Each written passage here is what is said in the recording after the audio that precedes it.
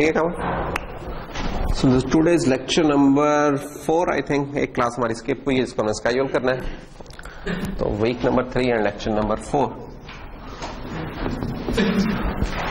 तो कुछ हम रिवीजन कर रहे हैं और ये हमारा आज का लास्ट लेक्चर होगा।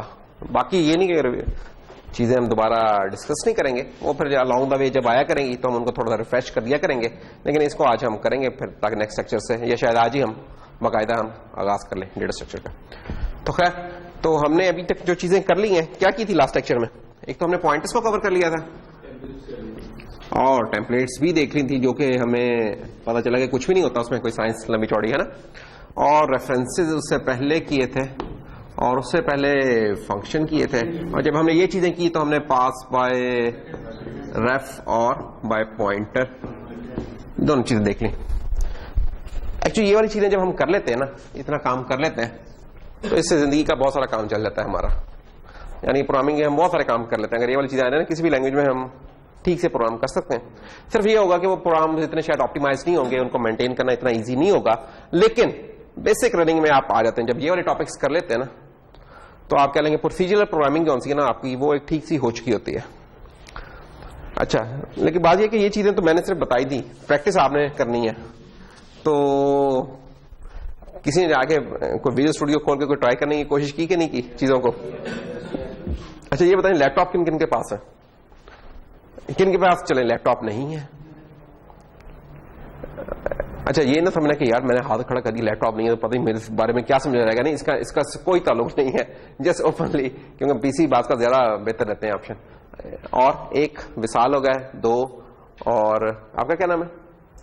हाँ, हाथ खड़ा कर रहे हो ना, तो फिर हाथ क्यों खड़ा कर रहे हो?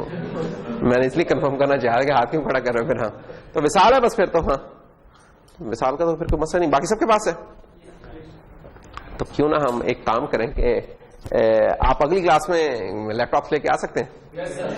ओके, तो सिर्फ एक छोटा सा टास्क होगा, समझो एक असाइनमेंट नंबर 1 है कि एक तो मैं चाहूंगा कि कोई जो स्वैप वाला काम किया था ना, जो पासिंग बाय स्वैप और ये वो, उसको तमाम लोग, मैं एक असाइनमेंट दिया है, एक कह लगे क्लास असाइनमेंट दिया, क्लास वर्क्स है कि वो आप लोग उसको डिबग करके मुझे स्वैप के फंक्शन के अंदर सब लैपटॉप पे नजर आ रहा हो तो मैं उसको उसी वक्त मार्क कर लूंगा सब लोगों को। ठीक है, फायदा इसका क्या होगा? फायदा इसका जो मुझे होगा, मुझे नहीं, आप लोगों को जो होगा, आप लोग धक्के से विजुअल स्टूडियो इंस्टॉल कर लेंगे जिन्होंने अभी तक नहीं किया, और आप लोग धक्के से कोई किसी देख के, किसी से पूछ के कोई प्रोग्राम कॉपी कर लेंगे अगर कि नहीं किया। और एक दफा आपकी इंशाल्लाह सलाम दुआ होगी तो आपको पता चलेगा इतनी चीजें मुश्किल नहीं हो सकता, फिर आपका दिल करेगा कि यार प्रोग्राम भी कर लेते हैं। तो ये मेरे इसमें इंटेंट है, इसमें इसके बाकायदा नंबर होंगे तो इसमें नंबर रख रहा हूँ। ठीक है, तो ये जरा अगली क्लास का है। क्या प्रॉब्लम क्या, दोबारा सुन ले, कि लैपटॉप चार्ज हुए हो, अगर नहीं है चार्ज तो बैटरी लगा के आ रहा है, ये कोई एक्सक्यूज नहीं होती कि बस बैटरी डाउन हो गई या हैंग हो गया, अब ये हो गया ना, बिल्कुल भी नहीं, ये नहीं होना चाहिए। लैपटॉप होने चाहिए। ये मसला है तो कोई बात नहीं, मैं एक एक्सटेंशन ले आऊंगा, उसके ऊपर लगा लेना, 3-4 ही होंगे ना ऐसे लैपटॉप। हाँ जी, लैपटॉप में बैटरी नहीं है, मैं उसका कह रहा हूं ना कि मैं एक एक्सटेंशन ले आऊंगा जिसमें 3-4 लैपटॉप लग जाएंगे। ठीक है, कामरान एक एक्सटेंशन ले आइएगा, सही है, जिसमें लगा लेंगे, वो इकट्ठे बैठ जाएंगे, होपफुली 3-4 होंगे। ये स्टैट्स खराब ना करना मेरी। हाँ, पर सब लोग बगैर उस दिन बैटरी निकाली हो सबने, ठीक है ना, कि टेस्ला गाड़ी चलानी थी, आज बैटरी उसको देके आए हैं। तो लैपटॉप और उसमें इंस्टॉल्ड हो कोई विजुअल स्टूडियो, आपकी चॉइस का। मेरे से पूछो तो मैं तो चाहूंगा यार 17 हो रहा है, लेकिन 17 काफी बड़ा है, वो कॉपी करते करते मतलब फौत हो जाता है, 20 GB 22 GB लग जाते हैं। तो 13 है, 8 है, बस ले आओ उसे। और फिर उसके अंदर हम चाहते क्या, प्रोग्राम ये तो थी माहौल, और माहौल के अंदर हम चाहते हैं यार कोई स्वैप के तीनों वैल्यू, जो कि गलत चीज है, लेकिन हम चाहते हैं कि आप चलाएं, पता चले by reference and by pointer, ये तीनों काम करने हैं आपने। ये वो है जो मैंने क्लास में कराए हैं और आप कर सकते हैं। एडिशनल जो काम आपने करना है वो ये कि ये सारी वैल्यूज स्वैप हुई नीज के अंदर, आपने जो थोड़ी सी चेंज करनी है प्रोग्राम में, एक तो ये बनाने और एक और काम करना है, और वो ये काम करना है कि आपने पॉइंटर्स को स्वैप करना है, पॉइंटर्स को स्वैप करने का प्रोग्राम बनाना है। तो ये जरा देखिएगा, कोई मसला नहीं है, 2 मिनट का काम है, उसके अंदर आप थोड़ा सोचेंगे आप पॉइंटर्स को भी स्वैप करेंगे। ये वैल्यू स्वैप की थी, हम चाहेंगे कि हम पॉइंटर्स को स्वैप करें। अच्छा, अब कुछ लोग बिल्कुल ब्लैंक होकर सारे ला रहे हैं क्योंकि उन्हें प्रॉब्लम नहीं समझ रही। प्रॉब्लम समझ लेते हैं, पॉइंट प्रॉब्लम क्या है। मैं ये चाहता हूं प्रॉब्लम सुन ले। मैं ये चाहता हूं कि आप लोग के पास अगर पॉइंटर है एक int star p1 equal to let's say ampersand a, एक हमने इंट a इक्वल टू 3 बनाया हुआ है और int b is equal to 7 बनाया हुआ है और int star p2 is equal to ampersand b। चाहते हम ये हैं कि आप एक स्वैप पॉइंटर्स का एक फंक्शन बनाइए जिससे हम जब ये p1 और p2 दें तो इसमें जो वैल्यू है इधर आ रहा है, इसकी वैल्यू इधर आ रहा है। पहले हमने आज तक वैल्यू स्वैप की थी, अब हम चाहेंगे पॉइंट स्वैप करना। तो ये एक एडिशनल काम है जो आपने करना होगा। तो डेट्स ऑल, ये एक छोटी सी असाइनमेंट है, क्लास होमवर्क है जो कि क्लास में आपने उस दिन शो कर देना। तो हम 10 मिनट लगा के, टाइम हमने बिल्कुल नहीं जाया करना, बस हमने टिक टिक टिक देखते रहना। गोल हमारे होगा कि 5 मिनट हम सबका चेक कर लें। तो जिसकी बिल्कुल हल्का भी ना चले, जिस भी वजह से नहीं चल रहा है उसके नंबर कट जाएंगे उसमें। बस ये जरा ध्यान में रखिएगा। तो मुश्किल कुछ भी नहीं है। अगर किसी के पास ये चीजें इंस्टॉल्ड है तो मेरा ख्याल 15 मिनट से ज्यादा का काम नहीं है। 15 मिनट मैंने ज्यादा कह दिया, 5 मिनट से ज्यादा का काम नहीं है ये। और अगर किसी ने लैपटॉप लेना तो 3 दिन का ये काम होता है, उसको विजुअल स्टूडियो इंस्टॉल करना तो 1 दिन का ये काम होता है। तो हाँ, तो ये वाले काम ना करना। विशाल, तुमने ये काम नहीं करना है, ठीक है। तुम इस तरह करोगे कि तुम मुझे बना के मेल कर दोगे तुम्हारा मैं लहजा से देख लूंगा अपने पीसी पे। सवाल किसी से मैं रैंडमली पूछ लूंगा ताकि पता चले कि हर बंदे ने काम खुद किया कि नहीं किया। सवाल समझ आ गई थी ना? पॉइंट इसको स्वैप करना है। चलें हम आज की कहानी शुरू करते हैं। कहानी अब प्रोसीजरल प्रोग्रामिंग हो गई है बेसिकली, हम ये कहना चाह रहे हैं। तो प्रोसीजरल प्रोग्रामिंग में जो भी थे हमने ना,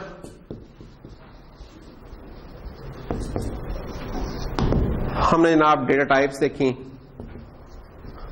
हमने इफ एल्स, दूसरे लफ्जों में कंडीशनल स्टेटमेंट्स देखी, कंट्रोल फ्लो स्टेटमेंट्स देखी, इफ एल्स वगैरह कंट्रोल फ्लो में आई थी, फंक्शंस देखे और फिर इनमें वैल्यूज वगैरह पासिंग की। अरेज को बेसिक सा टच किया, ज्यादा नहीं, बिल्कुल बेसिक सा टच किया क्योंकि इसको हमने डिटेल में भी पढ़ना है। और पॉइंटर्स किए, रेफरेंसेस किए, ये वाली चीजें कर ली। हम कह रहे हैं कि ये वाला अगर आप काम कर लें, बेसिकली जो सी लैंग्वेज होती है उसमें यही वाली चीजें होती हैं और इसके अलावा कोई नहीं होती। स्ट्रक्चर वगैरह 1-2 और आइटम्स लगा लें वो होते हैं। तो इससे अगर हमें ये वाली चीजें आ गई तो किसी भी लैंग्वेज में हम बहुत सारे काम कर सकते हैं। फिर भी होगा कि उतने एफिशिएंट तरीके से ना कर सके, लेकिन अगर आपको कोई प्रॉब्लम दे दे, यार मुझे इसका एक वो चाहिए, सोल्यूशन चाहिए, तो आप बना के लेके आ सकते हैं। टाइम थोड़ा सा ज्यादा लग जाएगा, कुछ और चीजें शायद इतनी अच्छी ना हो, लेकिन आप एक सोल्यूशन बना लेंगे इन चीजों को इस्तेमाल करते हुए, कोई भी प्रॉब्लम आप सॉल्व कर लेंगे। हम कह रहे हैं अच्छा इससे नेक्स्ट लेवल पर क्या रहेगा। फिर हमने टेम्पलेट्स की। टेम्पलेट्स में वही वाला काम जो पहले आप डंकी वर्क कर रहे होते थे मुख्तलिफ डेटा टाइप्स के लिए, टेम्पलेट्स में आगे करना आसान हो गया कि आप टेम्पलेट के लिए वो काम करते हो और कंपाइलर खुद उनके लिए कोड जनरेट कर देता है। तो उससे प्रोग्राम आपका करना एफिशिएंट हो गया।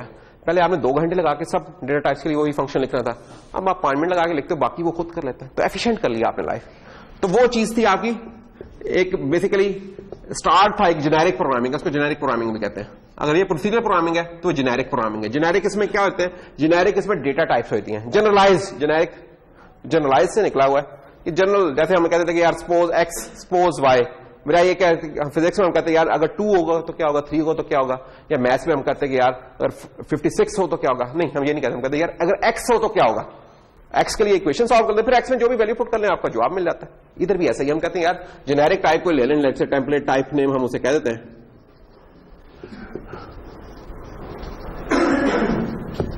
कोई भी उस टाइप नेम कर, लेट्स से मैंने अपना नाम रख लिया, जो कि हर बार लिखना मुश्किल होगा, इसलिए हम छोटा सा कोई लिख लेते हैं, टी कह दें, T2 कह लें, या जो भी टाइप 1 कह लें, टाइप 2 कह लें, वो हम कह सकते हैं। तो इससे जिंदगी आसान हो जाती है। नेक्स्ट क्या चीज अब हम आज देख लेंगे। अब हम देख रहे हैं कि यार ऑब्जेक्ट ओरिएंटेड क्या होती है।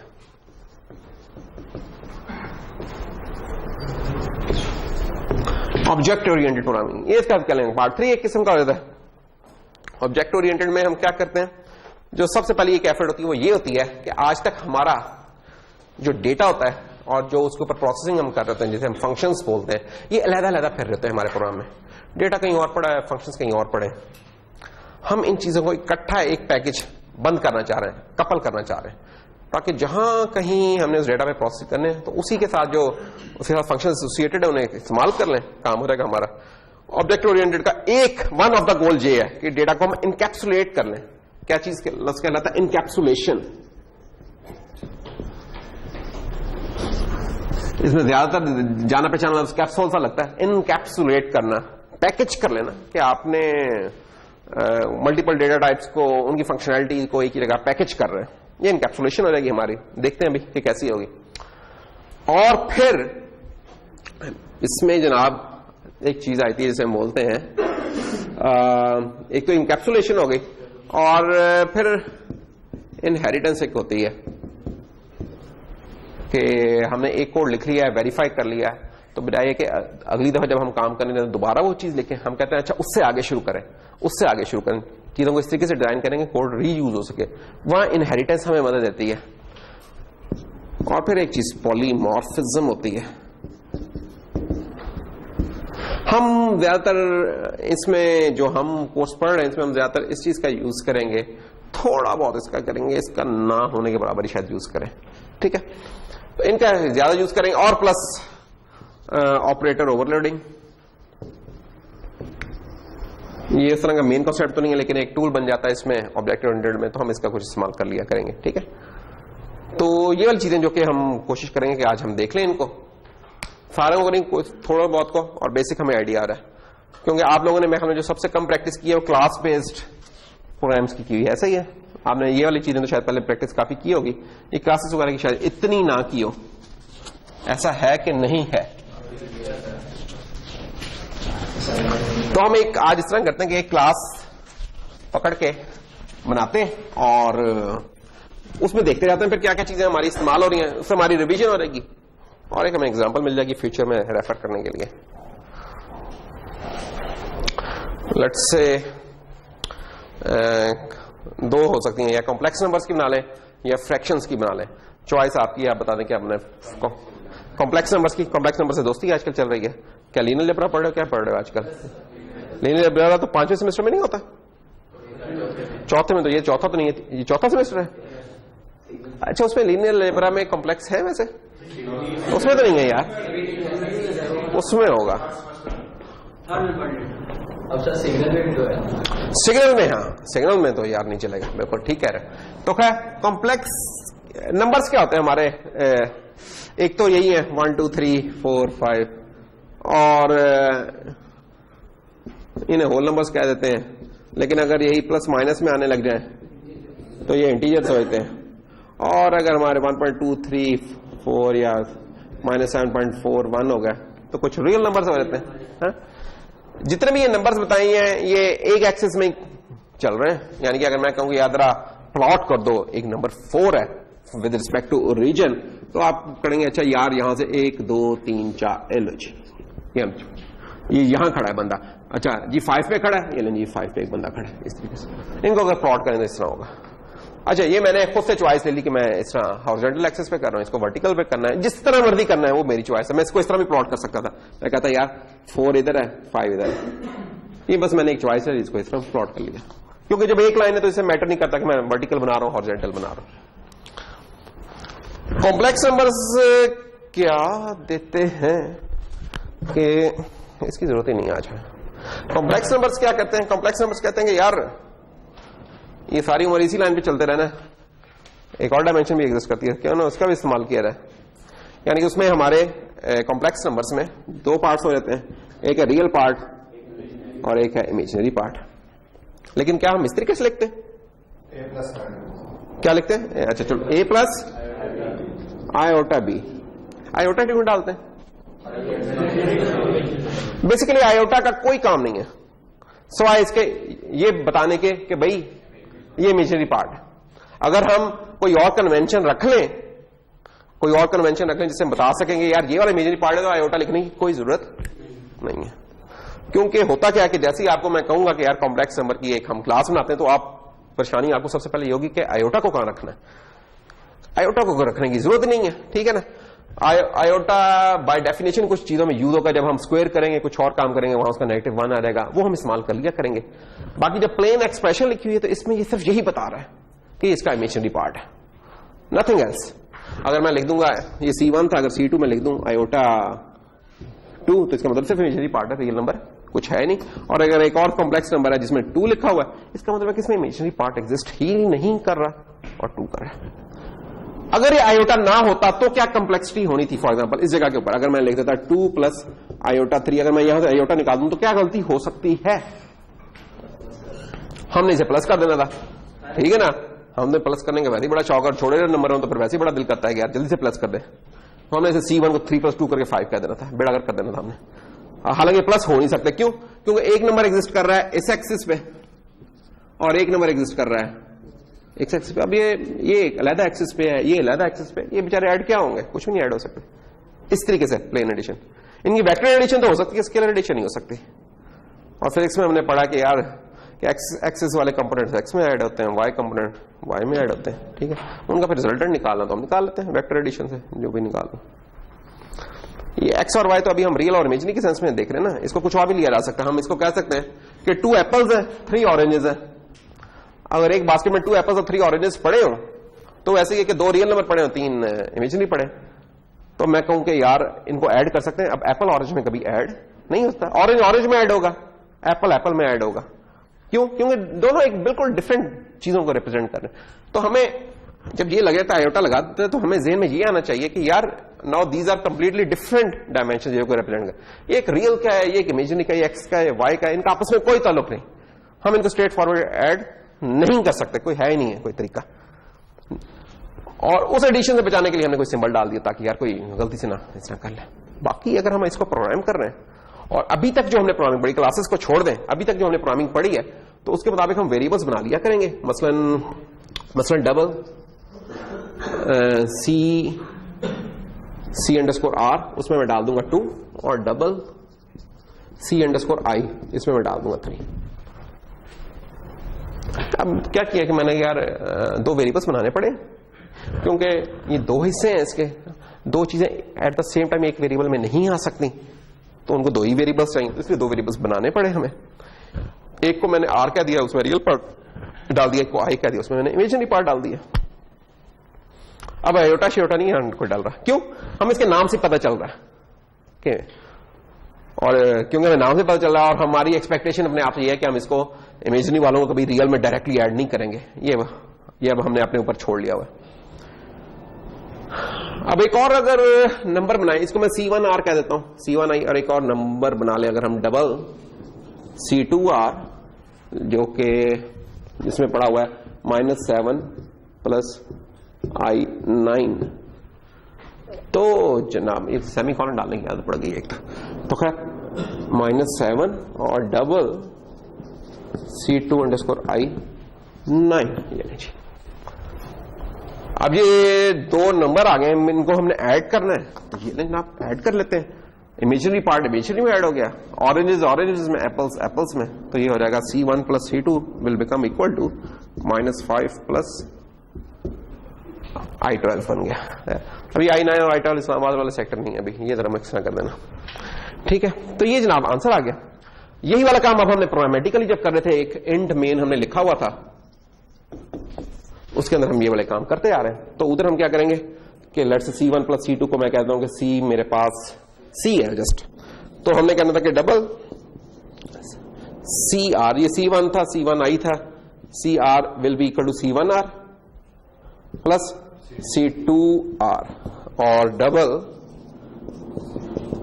C1I plus C2I। इसको मैं मिटा दूं इधर से, मेरा ख्याल इधर लिख लेता हूं, ठीक है।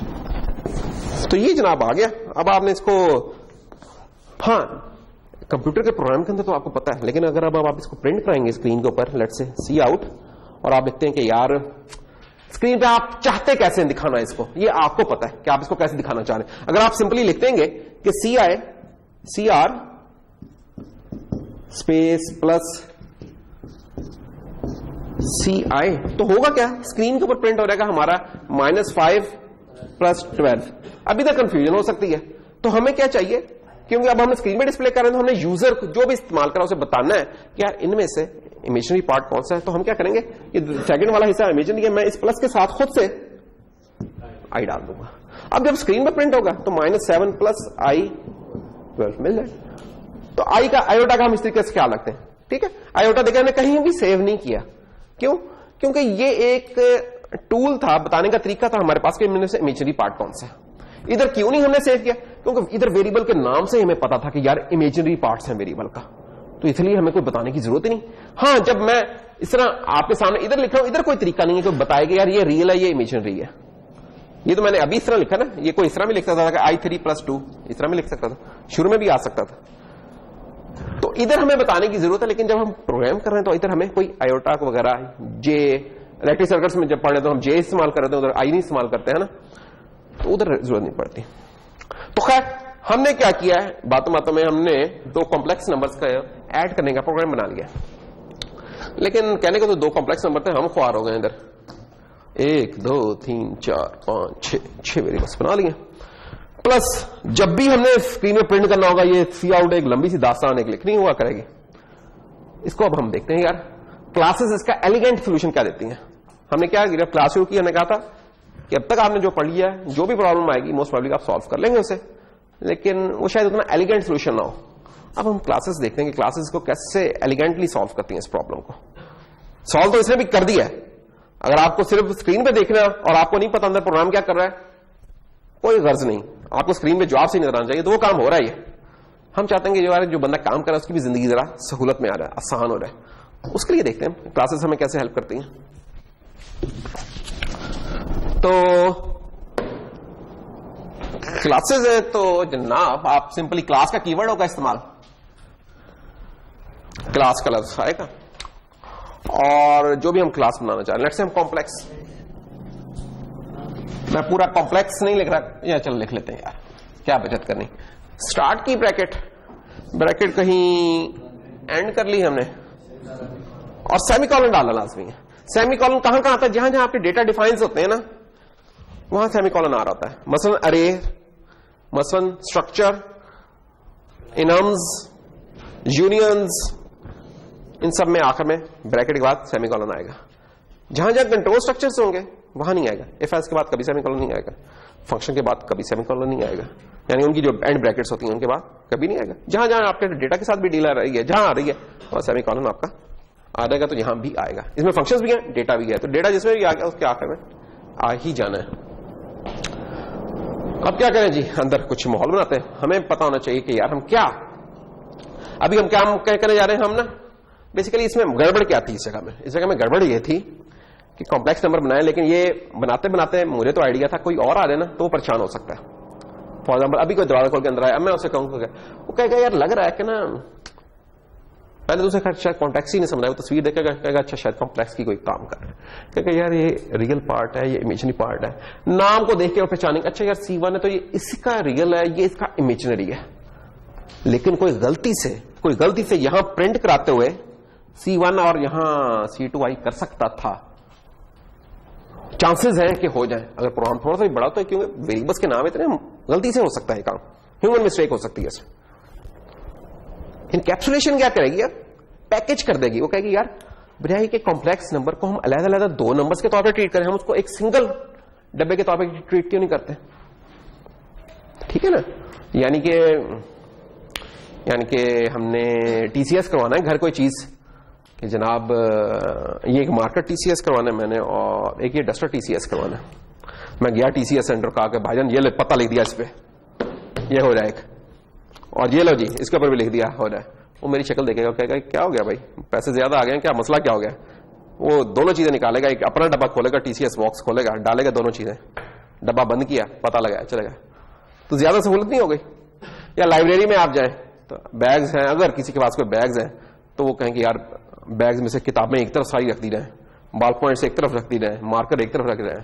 अब अखबारी देखो क्या होगी, जब वापसी पे उठाना होगा कि यार बॉल पॉइंट ये वाला पता नहीं किसका है, ये भरा हुआ है, ये यकीनन मेरा होगा, क्योंकि खाली तो मैं रखता ही नहीं हूं, और ये जो सी चीज है ये भी साफ सुथरी है, ये भी यकीनन मेरा ही होगा गत्ता। हाँ, क्योंकि गंदा तो मेरी कोई चीजें होती नहीं है, तो हर कोई ये समझ रहा होगा, तो बड़े फसाद पड़ जाएंगे उधर। हम कहते हैं ये वाली चीजें ना हो, इनको इकट्ठा बंडल करते हैं। तो सबसे पहले तो बंडलिंग करते हैं इसकी। तो बंडलिंग क्या होगी, क्लास कॉम्प्लेक्स की हमें पता है, कॉम्प्लेक्स नंबर जब भी होगा उसके दो पार्ट्स होंगे, let's make those two parts.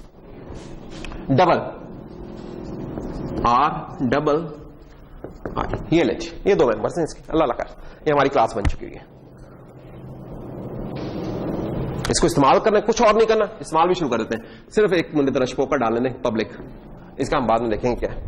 जैसे जनाब ये वाला काम किया ना हमने, हमारी जिंदगी में तो इनकलाब आ गया।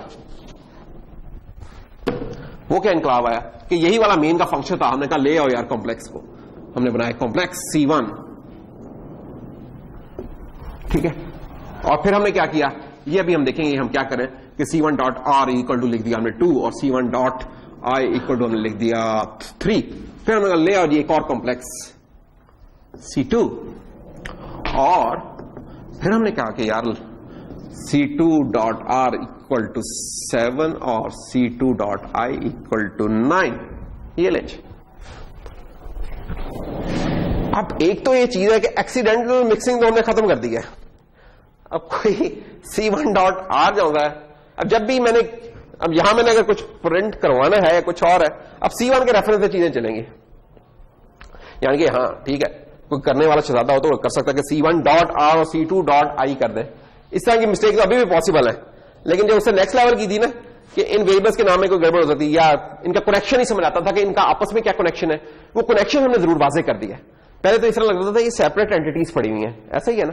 अब ये सेपरेट एंटिटीज नहीं है, ये एक एंटिटी है, उसके अंदर दो खाने बनाए हुए हैं, एक में ये एक ये है। इसका मेमोरी मैप अगर हम बनाए तो क्या बनेगा, मेमोरी मैप इसका ये बनेगा जनाब, ये पहले में पड़ा हुआ है R, दूसरे में पड़ा हुआ है I, तो एक में आ गया 2 और एक में आ गया 3, और इस पूरे को हम कह रहे हैं कि ये C1 है। इस तरह ये C2 है -7 और 9।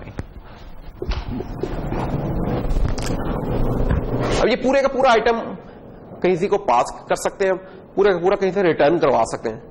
अब देखें फंक्शन से अगर रिटर्न करना, तो हमने देखा था ना एक वैल्यू रिटर्न होती है, तो मैंने उसको कहा था कि एक वैल्यू ने एक ऑब्जेक्ट रिटर्न होता है। तो ये एक ऑब्जेक्ट जिसके अंदर 2 वैल्यूज पड़ी हैं, ये हम रिटर्न करवा सकते हैं उधर से। ऑब्जेक्ट का लफ्ज मैंने अभी बोला, मैं ऑब्जेक्ट का हमने पहले भी बोला था, क्लास कॉम्प्लेक्स, क्लास का नाम कॉम्प्लेक्स है, ये क्लास है और ये उसका ऑब्जेक्ट है। ये बिल्कुल ऐसी ही चीज है जैसे आप लिखते हैं इंट ए। क्लास एक टाइप होती है, क्लास कुछ भी नहीं है अभी फिलहाल इस लेक्चर में समझे, ये एक टाइप है। जैसे इंट एक टाइप थी, क्लास, ये कॉम्प्लेक्स भी एक टाइप है। जिस तरीके से हमने इसको इस्तेमाल किया, देखें हमने एग्जैक्टली उस तरह इस्तेमाल किया, कोई फर्क नहीं है इसके अंदर। सिर्फ ये है कि ये एक टाइप ऐसी है जिसके डब्बे में डब्बे में केक, कुछ इस तरह की लाते हैं, इसके अंदर भी कुछ और चीजें पड़ी हुई हैं, लेकिन इन दी एंड ये एक टाइप है। इसको टाइप की जिस तरह हम इस्तेमाल कर सकते हैं उसी तरह हमने इसको इस्तेमाल करना है, कोई और नया काम नहीं है इसमें, ठीक है। तो क्लास के लफ्ज से परेशान होने की जरूरत नहीं, समझे कि इसको इस्तेमाल कैसे करना है। यार जैसे भूल जाए यार मैं फ्लोट और शॉर्ट को कैसे इस्तेमाल करता था, इंट को कैसे इस्तेमाल करता था, बिल्कुल उस तरीके से इसको भी इस्तेमाल कर ले, कोई फर्क नहीं है। अच्छा अब इनको ऐड करना है, तो एक और कॉम्प्लेक्स हमने बना लिया C, और अब हम कहेंगे C1 dot R plus C2 dot R, बिल्कुल सही। और नहीं ये नहीं काम कर सकते, क्या ये हम काम कर सकते नहीं, ले जी अभी हम एक वेरिएबल और बना और हम कहते हैं C dot R equal to C1 dot R plus C2 dot R और C dot I equal to C1 dot I plus C2 dot I। अब ये देखिए चीजें तकरीबन सिमिलर है, ये दो ये दो ये दो ये दो ये दो, लेकिन इस वक्त अगर आप देखेंगे वेरिएबल्स कितने हैं आपके, 1 2 3, इधर 6 थे वेरिएबल्स। मेमोरी इस्तेमाल उतना ही है, मेमोरी का इस्तेमाल उतना ही है, क्यों, क्योंकि हर कॉम्प्लेक्स 2 डबल्स का है, तो 3 into 2 6 डबल्स हैं, इधर भी 6 डबल्स थे। लेकिन अब हम जरा ना छोटे डब्बे से निकल के बड़े डब्बे के साथ डील कर रहे हैं। किसी को पास करना होगा, जब भी किसी को मैंने कॉम्प्लेक्स नंबर देना, मुझे उसका रियल पार्ट भी देना, उसका इमेजिनरी पार्ट भी देना है, तो बजाय इनको अलग-अलग दूं, अब मैं C1 दे दिया करूंगा, C2 दे दिया करूंगा, C दे दिया करूंगा, ठीक है ना, इस तरीके से होगा। तो अभी हमने क्या किया, अभी हमने जरा कुछ एलिमेंट्री टाइप्स लेकर उनको कंबाइन करके एक जरा डिफरेंट टाइप नई बनाई है। हमने एक नई डेटा टाइप बनाई है, इसका नाम है कॉम्प्लेक्स, ठीक है, इसका नाम है कॉम्प्लेक्स। इस डेटा टाइप के अंदर हमने सपोर्ट रखी है कि हम कॉम्प्लेक्स नंबर रख सकें। कॉम्प्लेक्स के लिए क्योंकि 2 यूनिट्स चाहिए थे, तो हमने 2 यूनिट्स बना लिए। ये हम कुछ और भी बना सकते थे, ये कोई MP3 फाइल भी बना सकते थे, उसका भी डेटा टाइप बना सकते थे कि उसमें आर्टिस्ट का नेम, एल्बम नेम, बाकी सारी चीजें वो हम बना सकते थे। वीडियो फाइल का भी हो सकता है, कोई नेटवर्क का पैकेट भी हो सकता है, कुछ भी हो सकता है। ये वो हमें पता कि हमने क्या बनाना है। अभी हमें कॉम्प्लेक्स का पता, हमने कॉम्प्लेक्स फ्रैक्शंस बनानी, फ्रैक्शंस बना ले, कुछ भी बनाना है आप बना ले। इवन इसी इंटीजर नंबर को जरा साफ सुथरे तरीके से बना दो, हम इसकी एक क्लास बनाना चाहें तो वो बना लेंगे। आगे चलते हैं अभी। अच्छा, हुआ क्या है कि ना अभी हमने चीजों को बस इकट्ठा किया है, लेकिन मजा अभी नहीं आया। जैसे कहते हैं ना, चस नहीं आई अभी। जरा वो माहौल बनाते हैं। मसलन बुजुर्ग कहते थे यार जब भी वेरिएबल बनाओ उसको इनिशियलाइज कर लिया करो। क्लासेस हमें मौका देती हैं कि अगर आप खुद से भूल भी रहे हैं तो बाय डिफॉल्ट ये कुछ वैल्यूज दे सकती हैं। हम इस तरह का कुछ सपोर्ट डालते हैं। जरा ना ये जो बेसिक सी चीज बनाई थी ना, जरा आप इसको अपग्रेड करते हैं। नया मॉडल आ रहा है जी, अभी इसका 2 मिनट में इसका नया मॉडल आ रहा है। लेकिन उससे पहले कुछ चीजें जो कि मैंने एज्यूम की हैं कि आपको आती हैं और आपने ये तासुर दिया कि आपको आती हैं। फर्क होता है कि एज्यूम यानी कि आने में और तासुर देने में आती हैं। मसलन ये पब्लिक मैंने पता नहीं क्यों लिखा। मसलन मैंने ये डॉट डॉट्स क्यों डाले जो कि इधर नहीं डाले थे। इधर तो अंडरस्कोर डाला था, उधर डॉट डाला है। मसलन मैंने क्यों लिखते लिखते जब मैंने ये किया था C1 dot R plus C2 dot, तो मैंने मिटा दी। मैं कहा नहीं ये नहीं हो सकता, मैंने खत्म कर दिया था। ये चीजें जिनको हमने आंसर करना है। सबसे पहले पब्लिक को देखते हैं। क्लासेस कौन सी है ना, इनको डिटेल में भी आगे देखेंगे। अभी जस्ट इंट्रो। क्लासेस जो होती हैं, हमने लास्ट टाइम जब फंक्शंस पढ़ रहे थे ना तो हमने देखा था कि हमने कहा था कि यार एक वेरिएबल की होती है विजिबिलिटी, ये कहां कहां वो नजर आ रहा है, ये या उसको कौन कौन एक्सेस कर सकता है, विजिबिलिटी को। और दूसरी चीज होती है उसकी लाइफ क्या है। कॉम्प्लेक्स नंबर में ना ये कंट्रोल में होती है हमारे कि इसको कौन कौन देख सकता है, कौन कौन एक्सेस कर सकता है और कौन कौन नहीं कर सकता। ठीक है, फंक्शंस में तो इस तरह की कोई चीज नहीं थी, लेकिन इधर हमारे पास ये कंट्रोल है। मसलन जब हम पब्लिक लिख देंगे ना, इसका मतलब है जो दुनिया का बंदा आ गया इसके साथ जो कर जाए, हमने खुद ही इजाजत दे दी है, तो जो मर्जी आगे साथ पंगा कर जाए कोई मसला नहीं। देखिए ना C1 डॉट R, मैंने डॉट डालना है, वो जो भी नाम है उसका डॉट डाला, शुरू हो जाओ जी। प्रोग्राम में कहीं भी कोई भी इस तरह डॉट लगा के साथ शुरू हो जाएगा, उसके कोई कंट्रोल नहीं है हमारे पास।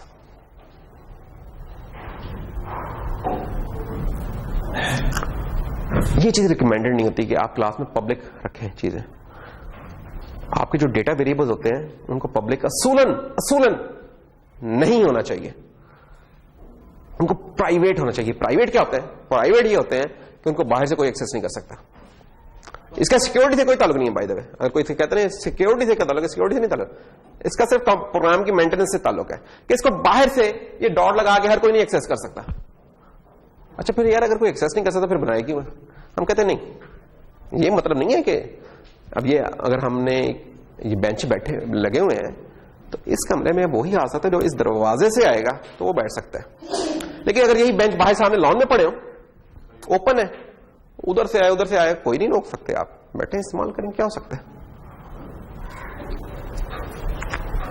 तो प्राइवेट का मतलब ये है कि हमने बेंच कमरे में लाके रखनी है, और ये नहीं कि दरवाजा को नहीं, अगर दरवाजा नहीं रखा तो फिर तो उस वेरिएबल का कोई फायदा नहीं है। अगर कोई इस वेरिएबल को कोई वैल्यू भी नहीं डाल सकता फिर तो कोई फायदा नहीं। तो हमने उसमें कोई दरवाजे रखे। दरवाजे क्या होते हैं? आपकी क्लासेस में फंक्शंस होते हैं। उन फंक्शंस के थ्रू आप एक्सेस देते हैं कि उस वेरिएबल को चेंज किया जाए। जब उस दरवाजे के थ्रू आते हैं, अब इस दरवाजे पे तो मैं एक चौकीदार बिठा दूंगा, वो देख लेगा कौन आ रहा है कौन जा रहा है।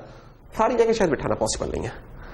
ये ग्लोबल एक्सेस, इसको मैं ग्लोबल एक्सेस भी कह सकता हूं। कोई भी इसको चेंज कर ले, मुझे नहीं पता कि कौन डॉट लगा के कर रहा है, लेकिन जब वो फंक्शन के थ्रू होगी तब मुझे हमेशा पता होगा क्या होगा। तो सबसे पहले तो जरा ये चेंज लेके आए, फिर जरा माहौल बनाते हैं आगे का। ले जी, ये मैंने मिटा दिया। जैसे ही मैंने इसको मिटाया तो क्लासेस जो होती हैं बाय डिफॉल्ट प्राइवेट होती हैं, यानी हर चीज को उन्होंने प्राइवेट रखना होता है, अनलेस कि आप कहेंगे इसमें पब्लिक क्या। तो रूल ऑफ थंब क्या होता है? जो डेटा वेरिएबल्स हैं दे शुड बी प्राइवेट, जो फंक्शन है they should be public. Exceptions are always there. बात का हमें कुछ मेंबर्स भी पब्लिक रखने पड़ते हैं, बात का कुछ फंक्शंस भी हमें प्राइवेट रखने पड़ते हैं, लेकिन इन जनरल यानी कि 100 में से 90 दफा हम इस रूल को फॉलो करते हैं। अच्छा जनाब, जैसे ही आपने ये पब्लिक मिटाया ना, वो हो अब कंपाइल का जरा बटन दबाना, दबाओगे तूफान खड़ा हो जाएगा, एरर पे एरर। वो कहेगा ये डॉट जरूरत कैसे हुई प्राइवेट मेंबर को, वो ये कौन है, तुम्हें पता नहीं है इसका। नहीं जी यार, हम ऐसे परेशान होंगे, हमारा मोराल ही डाउन हो जाएगा। हम कहेंगे इतने एरर, और साथ ही हमने हाथ करना सर हो गए फारेग हम तो। बल्कि हो सकता है आप कहेंगे यार विजुअल स्टूडियो में शायद कोई एरर आ गया। तो हमें अब क्या करना पड़ेगा, हमें इसकी एक्सेस के लिए कुछ डालना पड़ेगा, दरवाजे ऐड करने। बेसिकली अब हमने ना बेंच को उठा के कमरे में ले आए, लेकिन कमरा अब चारों तरफ से बंद हो गया हुआ है, कोई दरवाजा ही एग्जिस्ट नहीं कर रहा। तो let's introduce some doors. Those doors will be set and get function. अगर डोर के अंदर आना है तो हम सेट कर दिया करेंगे, डोर से बाहर किसी को निकालना है तो हम गेट किया करेंगे। तो let's make some set and get functions. चलें, वॉइड सेट, और हम कह रहे हैं कि यार okay double real double image, और अंदर आते ही हमने लिख दिया आर इक्वल टू रियल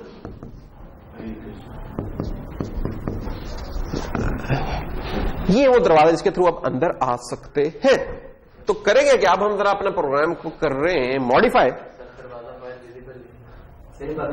हाँ, ये इसके ऊपर भी ये भी आते हैं। अभी तो हमने दरवाजा बनाया है, लेकिन बाहर से हमें अंदर से तो दरवाजा नजर आ रहा है, बाहर वाले को दीवार ही नजर आ रही है। यानी कि जैसे ही हम ये काम करेंगे हम कहेंगे एंड मेन, कोई मसला नहीं, जिंदगी आसान है। अभी तक हमने लिखा कॉम्प्लेक्स C1, कोई मसला नहीं, और अब हमने कहा कि C1 डॉट आर, तो इस पर तो हमने पहले तूफान खड़ा कर चुके हैं यार, ये पॉसिबल नहीं है।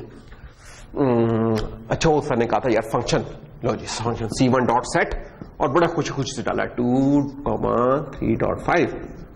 यार ये तो चलना चाहिए, गड़म कुछ नहीं चला। क्यों?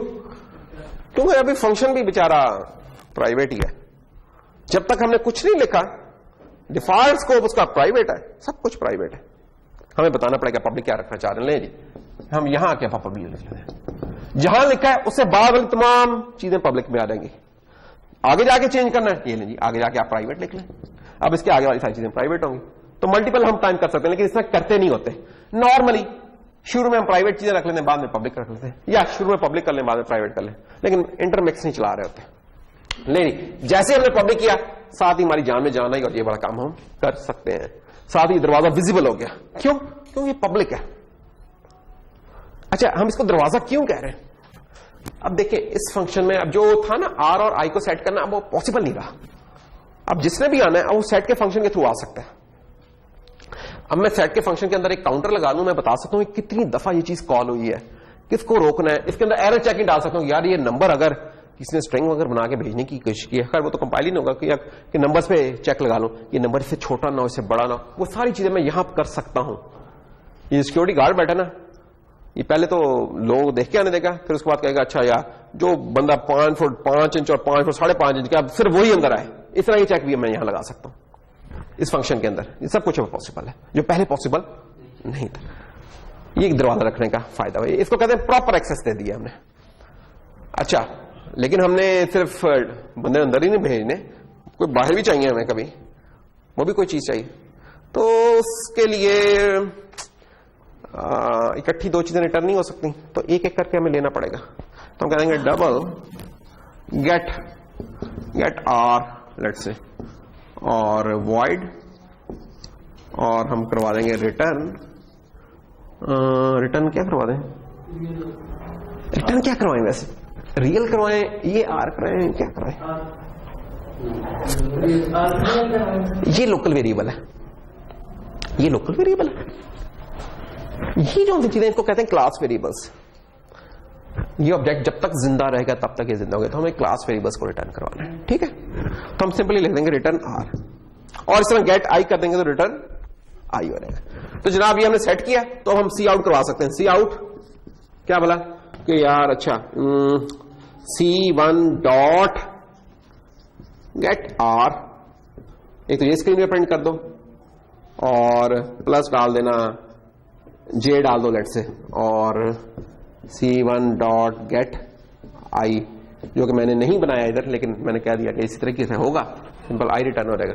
तो ये हम स्क्रीन पर रिटर्न करवा सकते हैं। अच्छा, इसमें जरा गौर कीजिए कि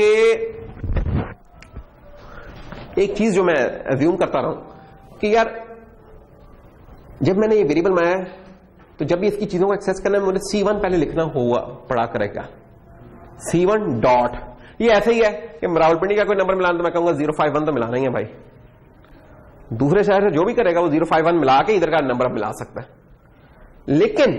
लेकिन अगर हम रावलपिंडी के अंदर ही फिर रहे हैं, जैसे यहां फिर रहे थे, यहां अब हमें नहीं पता है, सिंपली अब हमने आर कह देना, आई कह देना, तो जो उस ऑब्जेक्ट का आर और आई होगा वो चला जाया करेगा। ठीक है, ये जरा चीजें में रखनी। सेइंग दिस थिंग, हमने डाटा इनकैप्सुलेट कर लिया, हमने सेट और गेट वो फंक्शन डाल दिया। सी आउट करवाना, देखो हर दफा मुझे लाइन लिखना पड़ेगी, तो इसका कोई और अच्छा तरीका हम कह रहे हैं यार ये क्लास है, इसमें फंक्शन बना सकते हैं, एक फंक्शन हम डिस्प्ले का क्यों नहीं डाल दें, एक डिस्प्ले का फंक्शन बना देते हैं ताकि इस गन से जान छूटे जो बार बार ये लाइन लिखनी पड़ती है। जगह कम है तो इसलिए मैं ये जरा मिटा देता हूं इधर से।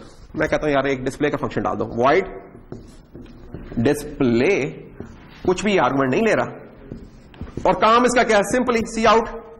जब भी मैं इसे कॉल क्या करूंगा, स्क्रीन पे प्रिंट करवा दिया करेगा कि सी आउट आर, और जो खूबसूरत सा प्रिंट आप चाहते हैं जिस तरीके से, जैसे प्लस जे, या चलो आयोटा चल रहा है तो आयोटा और आई, डेट्स ऑल। जनाब अब ये फायदा हुआ, तो अब क्या हुआ, अब हमें ये करने की जरूरत नहीं है, अभी मैंने सेट किया, अब मैं लिख दूंगा जब C1 dot screen dot display. अब देखो इस ऑब्जेक्ट में ये पावर आ गई है कि अपने आप को डिस्प्ले भी करवा सकता है। अब मुझे इसके लिए कोई नया फंक्शन कॉल करने की जरूरत नहीं, मैंने क्लास में फीचर डाला, अब जितने भी ऑब्जेक्ट्स बनेंगे उन सब में ये आएगी पावर। लेट्स से अब मैं लिख दूंगा कॉम्प्लेक्स C2 और मैं लिख दूं C2 डॉट डिस्प्ले, तो उसमें कोई गार्बेज, जो भी वैल्यू गार्बेज वैल्यूज पड़ी हैं वो डिस्प्ले हो जाएंगे, कोई नया फंक्शन नहीं बनाना पड़ा, वही जो डिस्प्ले का फंक्शन है सब यूज कर रहे हैं। तो याद रखने की एक और नेक्स्ट बात क्या है, क्लासेस के क्लासेस जौन सी होती हैं, जस्ट रीराइटेड क्लासेस टाइप्स होती हैं जैसे डेटा टाइप्स होती हैं। जैसे इंट इटसेल्फ कुछ नहीं है, उस तरह कॉम्प्लेक्स इटसेल्फ कुछ नहीं है। जैसे इंट खुद से कुछ नहीं है, खुद से कोई जगह नहीं ले रहा, इस तरह से ये क्लास भी खुद से कोई जगह नहीं ले रही। जगह ये कब लेती है, जब इसका इंस्टेंस बनता है, जब इसका ऑब्जेक्ट बनता है। जैसे इंट ए बनेगा साथ ही 4 बाइट्स ले लेगा, जैसे कॉम्प्लेक्स C1 बना साथ ही इसने 8 बाइट्स ले ली। तो ऑब्जेक्ट्स जगह लेंगे, जैसे ऑब्जेक्ट्स बनेंगे मेमोरी में, ये डब्बे बनेंगे, ये रियल आ गया, ये आई आ गया, और इसका नाम C1 हो गया। जब ये C2 बना, एक और डब्बा बना मेमोरी में, ये रियल आ गया, ये आई आ गया, और इसका नाम C2। डेटा सबका अपना अपना होगा, फंक्शन सब शेयर कर रहे होंगे, फंक्शंस ये सब शेयर कर रहे होंगे, डेटा हर किसी का अपना अपना होगा, जैसे नाम चेंज हुआ तो। लेकिन फंक्शनैलिटी एक ही जगह पड़ी हुई है, और जिस ऑब्जेक्ट के लिए कार्य करेंगे उसके डेटा को प्रोपरेट करके कर देंगे। जैसे ये देखें, जब मैंने C2 डॉट डिस्प किया तो इसने ये नहीं किया कि ये और ये डिस्प्ले करा दिया, नहीं इसने अपने डेटा को इस फंक्शन के थ्रू प्रिंट करवा दिया, इसने अपने डेटा को इस फंक्शन के थ्रू प्रिंट करवा दिया। अब ये देखें क्या हुआ, हमने अब डेटा को और फंक्शनैलिटी को कंबाइन कर दिया, इकट्ठा कर दिया इनको। ये काम था जो हमने कह रहे थे ना कि यार फंक्शनैलिटी और डेटा को हम कंबाइन करेंगे, ये हमने कंबाइन करने वाला काम कर लिया था। अच्छा, तो जी यहां तक हमारी ना क्लास जरा बड़ी होती जा रही है, माशाल्लाह क्लास 3 में आ चुकी हुई है, अब क्लास 4 में से लेके चलते हैं। क्लास 4 में जब क्लास पहुंची, क्लास 4 में क्लास पहुंची, अजीब से काम हो गया। जो वीक 4 में क्लास पहुंची, क्लास तो जरा हो रहेगा। देखो ये C2 जब मैं डिस्प्ले करूंगा ना, जैसे ये मैंने बनाया ऑब्जेक्ट, तो मेमोरी में जगह बनी जिसका नाम था C2, ये था R और ये था I, और इधर पता नहीं क्या पड़ा हुआ था, बिल्कुल वैसे जैसे हमें यहां नहीं पता कि यहां A में क्या पड़ा हुआ है। जब नहीं पता हम इसको कहते हैं गार्बेज पड़ा हुआ है। हम क्या कहते हैं कि बेहतर क्या, इसको इनिशियलाइज करवा दो, 0 कर दो। इधर भी जब बेहतरीन नॉर्मली इनिशियलाइजेशन वैल्यू नॉर्मली 0 होती है, लेकिन स्ट्रिंग्स की दुनिया में कुछ 0 नहीं होता, वहां एम्प्टी होता है। ये डिपेंड करता है इनिशियलाइज क्या होना चाहिए। अगर फ्रैक्शंस बना रहे हैं तो फ्रैक्शन में डिनोमिनेटर इनिशियलाइज 1 से होना चाहिए, ठीक है ना। उधर अगर हमने 0 से किया तो डिवाइड बाय 0 का एरर आ जाएगा। तो हर किसी का अपना अपना इनिशियलाइज की वैल्यू होनी चाहिए, जो कि उस सिचुएशन के हिसाब से है। कॉम्प्लेक्स में हमें पता है 0 ज्यादा एक अच्छी ऑप्शन होगी। लेकिन यहां जब हमने ये वाला काम किया, तो ये अब हम कहते हैं यार कोई ऐसा तरीका एग्जिस्ट करता है क्लासेस में कि जब वो कोई उनका ऑब्जेक्ट बने, वो कुछ काम खुद से कर लिया करे। तो जी बिल्कुल एग्जिस्ट करता है। वो कैसे करता है, उसको हम कहते हैं कंस्ट्रक्टर। बड़ी इंपॉर्टेंट चीज है, बहुत यूजफुल चीज है, जिंदगी बहुत आसान कर देती है। ये बनेगी कैसे, ये कि ये जनाब जो क्लास का नाम है वही ये एक फंक्शन होता है। कंस्ट्रक्टर क्या होता है? एक फंक्शन होता है। उसका नाम क्या होता है? जो कि क्लास का नाम होता है। इसकी कोई रिटर्न टाइप नहीं होती। रिटर्न टाइप किन चीजों की नहीं होती? उन चीजों की रिटर्न टाइप नहीं होती जिनको हम कॉल नहीं करते, उनकी रिटर्न टाइप नहीं होती। जिनको सिस्टम करता है कॉल, उनको रिटर्न टाइप नहीं, कोई जरूरत नहीं है। तो इसको सिस्टम ही कॉल करता है, कंपाइलर कर रहा होगा। तो हम करेंगे, हम लिखेंगे कॉम्प्लेक्स कॉम्प्लेक्स और अगर हम कुछ भी नहीं लिखते इसके अंदर तो that is the constructor. In fact अभी तक कंपाइलर खुद बना रहा था एक कंस्ट्रक्टर, और ऐसी ही कोई चीज बना रहा था, हमें नहीं नजर आ रहा है, लेकिन हर क्लास का एक कंस्ट्रक्टर होता है जिसे कहते हैं डिफॉल्ट कंस्ट्रक्टर। वो डिफॉल्ट कंस्ट्रक्टर कंपाइलर बनाता है खुद से, अनलेस कि वो हम बनाना चाहें। डिफॉल्ट का शायद लफ्ज इधर इतना प्रॉपर नहीं है। डिफॉल्ट कंस्ट्रक्टर हम उस कंस्ट्रक्टर को कहते हैं जो कि कोई आर्गुमेंट नहीं लेता, हम उसे बोलते हैं डिफॉल्ट कंस्ट्रक्टर। ठीक है, तो हमें कहना चाहिए कि अगर हम डिफॉल्ट कंस्ट्रक्टर हम नहीं बना रहे तो कंपाइलर उसको बना रहा है, लेकिन हमने बनाया तो अब कंपाइलर नहीं बनाएगा। अरे कंपाइलर अंदर इसके कुछ नहीं कर रहा था, और अभी फिलहाल हम भी कुछ नहीं कर रहे, तो हमारा ये कंस्ट्रक्टर ऐसा ही है कंपाइलर ने बनाया हुआ। लेकिन हमारे पास अब मौका कि हम कुछ कर सकते हैं। मसलन हम क्या कर सकते हैं? हम कह सकते हैं R = 0, I = 0, दैट्स ऑल। तो जब यार ये हमने बना लिया, अब क्या होगा? अब जब कॉम्प्लेक्स C2 किया, ये एक बड़ी अच्छी बात है कि इनिशियलाइज कर दिया हमने। आपके प्रोग्राम में कोई चेंज नहीं आई पाई देवे। क्यों? अरे कंस्ट्रक्टर कॉल कब हुआ है? जब ये ऑब्जेक्ट बनाया ना, ये C2 जब आपने, उस वक्त बनते ही ये फंक्शन खुद ब खुद कॉल होगा। आपने इसको कॉल कर रहे हैं, उसको आपका कंपाइलर कॉल करके दे रहा है आपको, और जो इसके अंदर काम हुआ है वो करके दे रहा है। ऐसा कंस्ट्रक्टर जो कोई आर्गुमेंट नहीं लेता उसको बोलते हैं डिफॉल्ट कंस्ट्रक्टर। ये डिफॉल्ट कंस्ट्रक्टर कहां इस्तेमाल होगा? जहां भी डिफॉल्ट कंस्ट्रक्टर इस्तेमाल हो रहा है, यहां भी इस्तेमाल हो रहा है।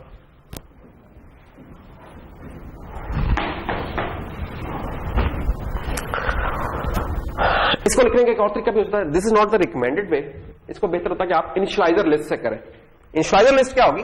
वो कहेगी यार यही वाला काम आप इस तरह करें, इसके आगे कॉलर लगाएं, दैट्स ऑल। इसको बोलते हैं इनिशियलाइजर लिस्ट। फायदा इसका क्या होता है? गलती की गुंजाइश खत्म होती है। आप जब कंस्ट्रक्टर में घुसते हैं ना, आप गलती से भी जो भी काम आपको चांस आना कि आगे पीछे ऑर्डर चेंज करने से मसला हो सकते थे, वो पहले ही इस फंक्शन में घुसने से पहले ही वो फिक्स हो चुके हैं उनकी values. This is the recommended way, initialiser list. बाकी आपने उस तरीके से काम चलाना, उससे भी चला कोई मसला नहीं, लेकिन दिस इज द रिकमेंडेड वे। अच्छा जी, तो हमारी जनाब बड़ी ज़हीन होती जा रही है माशाल्लाह कॉम्प्लेक्सी क्लास, और 0 भी देने लग गई है, लेकिन अभी इतनी भी ज़हीन नहीं हुई। हम चाहते हैं कि यार ये हमारी जो कॉम्प्लेक्सी क्लास है ना, काश ऐसा हो कि मैं ना इससे कह सकूं कि यार 2,3 ये हो जाएगा। अच्छा, मसला ये कि आपने कभी इसको देखा नहीं है, हालांकि आप इसको इस्तेमाल कर सकते हैं। पता नहीं आप क्यों इस सिंटैक्स के खिलाफ हैं। इसको बोलते होते हैं हम कंस्ट्रक्टर स्टाइल। मसलन अगर आप इंट, आपको आदत पड़ी है इंट A = 3 लिखने की, ऐसा ही है, लेकिन आप इस तरीके से लिख लें कोई इशू नहीं होगा, बिलीव मी। ये असाइनमेंट स्टाइल की आपको आदत पड़ेगी, कंस्ट्रक्टर स्टाइल इसको बोलते हैं। इस तरीके से भी आप लिख सकते हैं और कोई मसला नहीं। जो इधर आया इधर भी वही आएगा। मैं चाहता हूं इसी तरीके से मैं इधर भी यही बना लूं। वैसे अल्टीमेटली मैं चाहूंगा कि मैं क्लास इस तरीके से बनाऊं, जो इस तरीके से करूं वो भी हम कर लेंगे इंशाल्लाह, लेकिन अभी तरह ऐसा ऐसा चलते हैं। तो मैं चाहता हूं कि यार जिस तरीके से ये नॉर्मल वेरिएबल बनाया था ना, ये मेरा जो टाइप बनाई है खुद से बनाई है, ये भी इस तरीके से चले। तो ये वाला काम हम करना चाहते हैं, इसलिए हमें क्या करना पड़ेगा? हमें अपने कंस्ट्रक्टर को ओवरलोड करना पड़ेगा। ओवरलोड से क्या मतलब? जब हम उसे एडिशनल आर्गुमेंट्स दे देते हैं, फ्रॉम नो आर्गुमेंट टू, जैसे एक आर्गुमेंट या एक से ज्यादा पे चले जाए, वो ओवरलोड कंस्ट्रक्टर कहलाता है। तब हम ये वाला काम कर सकते हैं, कर लेते हैं। लें जी, कॉम्प्लेक्स। अच्छा, इसमें कोई आ गया जनाब डबल रियल लेट्स से, और डबल इमेज, और इनिशियलाइजर लिस्ट से मैं काम कर रहा हूं, तो मैं R के अंदर लिख दूंगा रियल, और I के अंदर लिख दूंगा इमेज, और ब्रैकेट स्टार्ट ब्रैकेट खत्म, अल्लाह खैर सला। अब जैसे ये हरकत की है हमने, यार ये ब्रैकेट ऊपर रह गई है हमारी, ये ले जैसे हमने ये हरकत की है तो साथ ही वाला काम ओके हो जाएगा। अच्छा गौर करें, हमने दो काम किए हैं जो शायद आपको स्किप हो गए आपकी नजर से। एक तो ये हमने काम किया है कि एक और जो फंक्शन बनाया उसका वही नाम था जो कि एक और फंक्शन का भी नाम है, इसको बोलते हैं फंक्शन ओवरलोडिंग। एक अलग है, ये आपने पढ़ा होगा फंक्शन ओवरलोडिंग। फंक्शन ओवरलोडिंग क्या होती है? इसका ऑब्जेक्ट ओरिएंटेड से कोई ताल्लुक नहीं है, एक जनरल कॉन्सेप्ट है। फंक्शन ओवरलोडिंग ये होती है कि एक ही नाम के दो फंक्शन हो सकते हैं प्रोवाइडेड कि या तो उनके नंबर ऑफ आर्गुमेंट्स डिफरेंट हो या टाइप ऑफ आर्गुमेंट डिफरेंट हो। तो एक ही नाम के दो फंक्शन होते हैं। तो यहां कोई आर्गुमेंट नहीं था, यहां दो आर्गुमेंट्स है। कंपाइलर कोई ना कोई तरीका पीछे रखता है। हमें तो ये नजर आ रहा था कंपाइलर इनके ना पीछे खुद से कुछ और नाम देख लेता है। अगर कभी बिहाइंड उसकी असेंबली डिसअसेंबली आगे देखो ना, उन्होंने इसका लंबा सा नाम किया होगा, उसको कहते हैं स्टाइलाइज्ड नेमिंग या ब्यूटिफाइड नेमिंग उसको बोलते हैं। तो उसने वो किया होगा, वो पहचान जाएगा खुद से, वो कहेगा वो यार ये दो आर्गुमेंट्स वाले इसको ना हम कॉम्प्लेक्स शिपोका 1 कह देंगे और इसको शिपोका 3 कह देंगे। लेट से कुछ इस तरह का कोई तरीका होगा। अगर आप देखें ना तो इस तरह के नाम उसने रखे होंगे, वो पहचान जाएगा, बड़ा ज़हीन है वो। तो हमारे लिए उसने बड़ी सूरत कर दी है। नहीं, वो बिहाइंड द सीन खुद मैनेज कर रहा है, हमें नहीं। हमें करना पड़ गया फिर तो फायदा नहीं ना, फिर तो ओवरलोडिंग ना रही। हमें नहीं, बिहाइंड नहीं, मैं कह रहा हूं कि अगर आप उसकी पीछे देखें ना ऑब्जेक्ट्स में, ये उधर आप चेक कर सकते हैं उसने नाम क्या रखे हैं।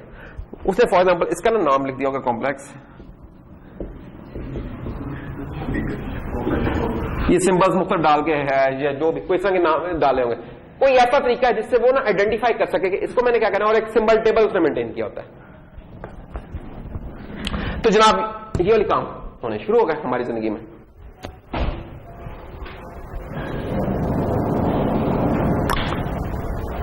तो जनाब अब अगर हम देखें हमने क्या किया है, अब जरा प्रोग्राम को भी जरा चेंज कर देते हैं ना। C1 2 3 कॉम्प्लेक्स C2 -7 और 9, कितना नीट सा प्रोग्राम नहीं होता जा रहा। और काम हम तीसरा करना चाहते हैं कॉम्प्लेक्स C3 जो कि ऐड हो रहा है जिसमें कुछ अभी वाला काम करते हैं कुछ। यहां तक अभी तक आप लोगों का इंजन और गाड़ी मेरे साथ चल रही है तो बताओ, नहीं तो मैं रुक के सांस ले लेते हैं थोड़ा सा ताकि आप लोग भी पहुंच जाए। अगर पहुंच चुके हैं आप लोग साथ साथ हैं तो चलो जी वीक नंबर 5 में जाते हैं। करना अब हमने बेसिकली क्या था, अब हम बेसिकली कुछ इस तरह की चीज करना चाह रहे हैं कि C3 में मैं चाहता हूं कि C3 के रियल में ना, अब मैं डॉट रियल करके कर नहीं सकता, ये भी बड़ा मसले हो गए जिंदगी में, क्या करें मैं। हम इस तरह कर लेते हैं कि कॉम्प्लेक्स C3, बड़ा गंदा सा काम करने लगे। कॉम्प्लेक्स C3 मैं नीचे लिख रहा हूं, चल यार इधर लिख लेता हूं C3 और मैं कहता हूं गेट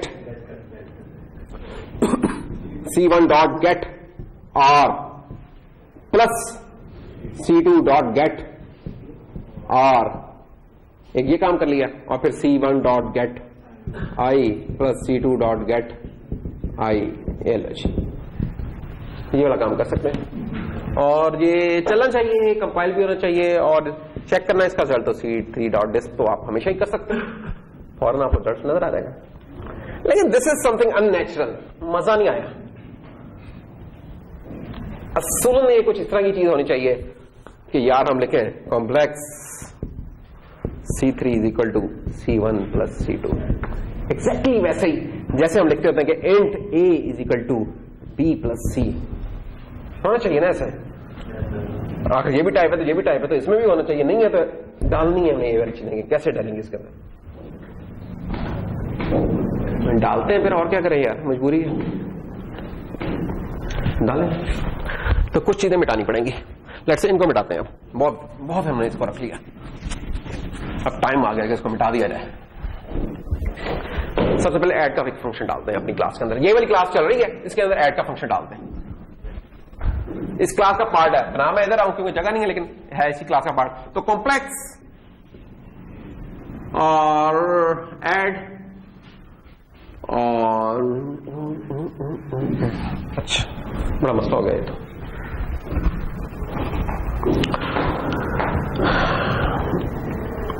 बेसिकली हम ऐड का फंक्शन जब बनाएंगे हम चाह रहे हैं कि यार ऐड का फंक्शन हमारे दो कॉम्प्लेक्स नंबर्स को ले, उनको ऐड करके एक कॉम्प्लेक्स नंबर आ जाएगा। अभी तक जो हमने प्रोग्रामिंग पढ़ी है क्लास वाली नहीं थी, उसके अंदर ये फंक्शन बनाते तो कैसे बनाते, पहले उस तरीके से बना लेते, फिर हम इसे क्लास का पार्ट बनाएंगे। तो अभी मैं जो कॉम्प्लेक्स का ये फंक्शन बनाने लगा, this is not part of the class, ये वैसे फंक्शन है जो पहले बनाते हैं, जिन्हें हम ग्लोबल फंक्शंस भी कहते हैं। ये क्लास फंक्शन नहीं है, ग्लोबल फंक्शन है। तो complex add complex A complex B, ये देखें, इसको वे में इस तरीके से रखेंगे, int add int A int B, बिल्कुल वही चीज है, कोई फर्क नहीं है। तो जब कभी आप कंफ्यूजन लगे, सादी सी इंट के लिए देख लें कि वो क्या चीज हो रही है, और दो इंट को चेंज करके कॉम्प्लेक्स कर लें, और जब हम पूरी बना लेंगे तो फिर इन दोनों चीजों को खत्म करके टेम्पलेट बना लेंगे। वो टेम्पलेट इंट भी हो सकती है और क्लास भी हो सकती है। अच्छा, अब इसके अंदर क्या होगा, इसके अंदर जैसे इधर था हम चाह रहे थे कि int C is equal to A plus B हो रहा है, तो ये तो सादा था, एक लाइन में हो गया। उधर जरा मुश्किल लगता था, तो हमें 2-3 लाइनें लिखनी पड़ेंगी। तो हम कह देंगे अच्छा double, let's say double R equal to A dot get R plus B dot get R. ये करने से तो हमें कोई नहीं रोक सकता ना, क्योंकि ये गेट वाले फंक्शन तो इसके पब्लिक फंक्शन हैं। अरे कंस्ट्रक्टर्स भी पब्लिक होते हैं, ठीक है ना। ये मैंने सारी चीजें जो नीचे लिखी थी ना, ये सब पब्लिक है। Double I A dot get I B dot get I, ये हमने आर और आई हो गए। और अब हम क्या करेंगे कि एक कॉम्प्लेक्स बना लेंगे, लेट्स का नाम सी होगा, और उसके अंदर आर और आई डाल देंगे और रिटर्न करवा देंगे। एक हमने फंक्शन बना दिया, ग्लोबल फंक्शन, जो कि क्या कर रहा है, दो कॉम्प्लेक्स ले रहा है, उनको ऐड कर रहा है, करस्पॉन्डिंग रियल को रियल में, आई में आई में। एक ऑब्जेक्ट नया उसने बनाया सी का, उसमें डाल के वैल्यू डब्बे में 1 की पैक की, और वो डब्बा बाहर रिटर्न करवा दिया। ये वो तरीका जो कि हमने पहले पढ़ा हुआ था। अब हम चाहते हैं कि नहीं, इस फंक्शन को पार्ट ऑफ द क्लास होना चाहिए। क्लास का पार्ट ऐसे बनाए, सबसे पहले तो किसी क्लास का डाल दें, उठा के फिजिकली डाल दें। नंबर 2 क्या होगा, नंबर 2 इस तरह होगा कि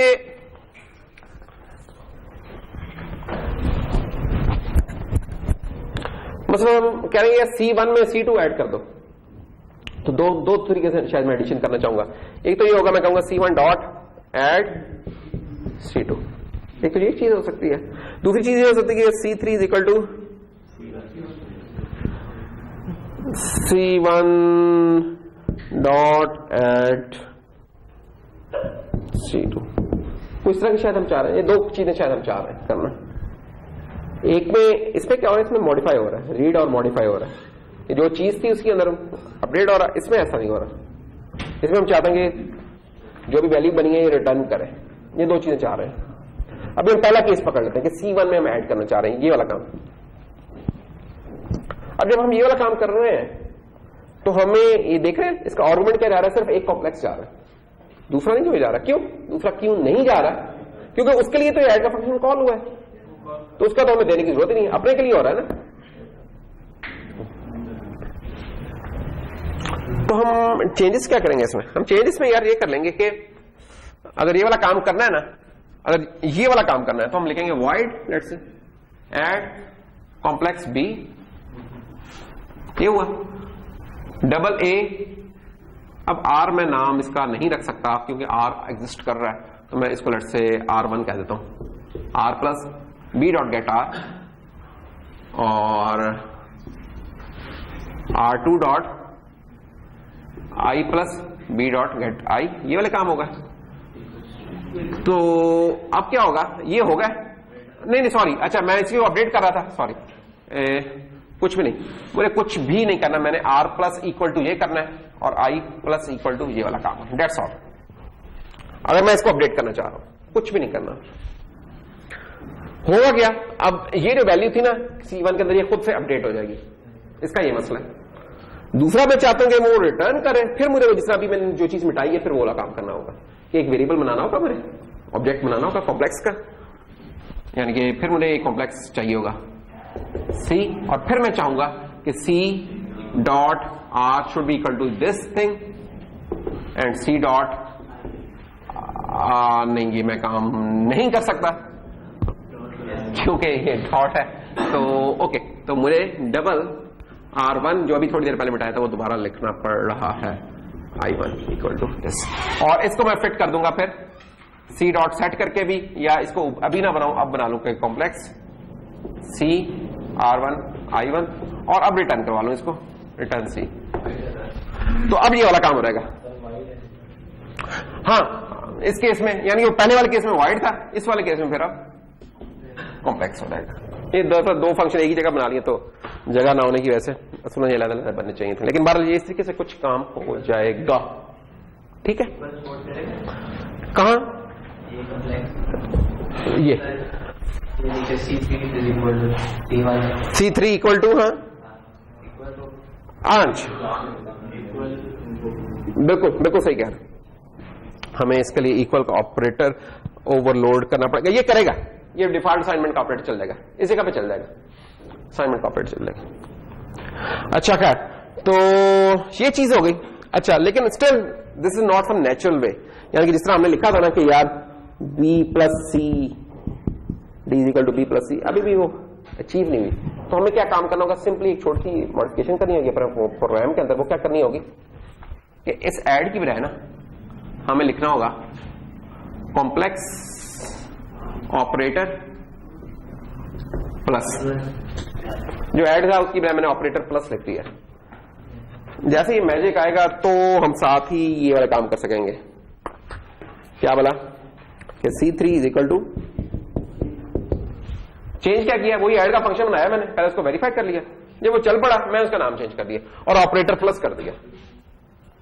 अगर आपने अपने आप को धोखा देना है तो आप इसको ऑपरेटर से मल्टीप्लाई कर दें, यार जब मल्टीप्लाई तो एडिशन कर दिया करना, बड़ा मजा आएगा। अपने आप को बेवकूफ बना के, तो नहीं, अपने आप को बेवकूफ नहीं बनाना, ना किसी को बनाना।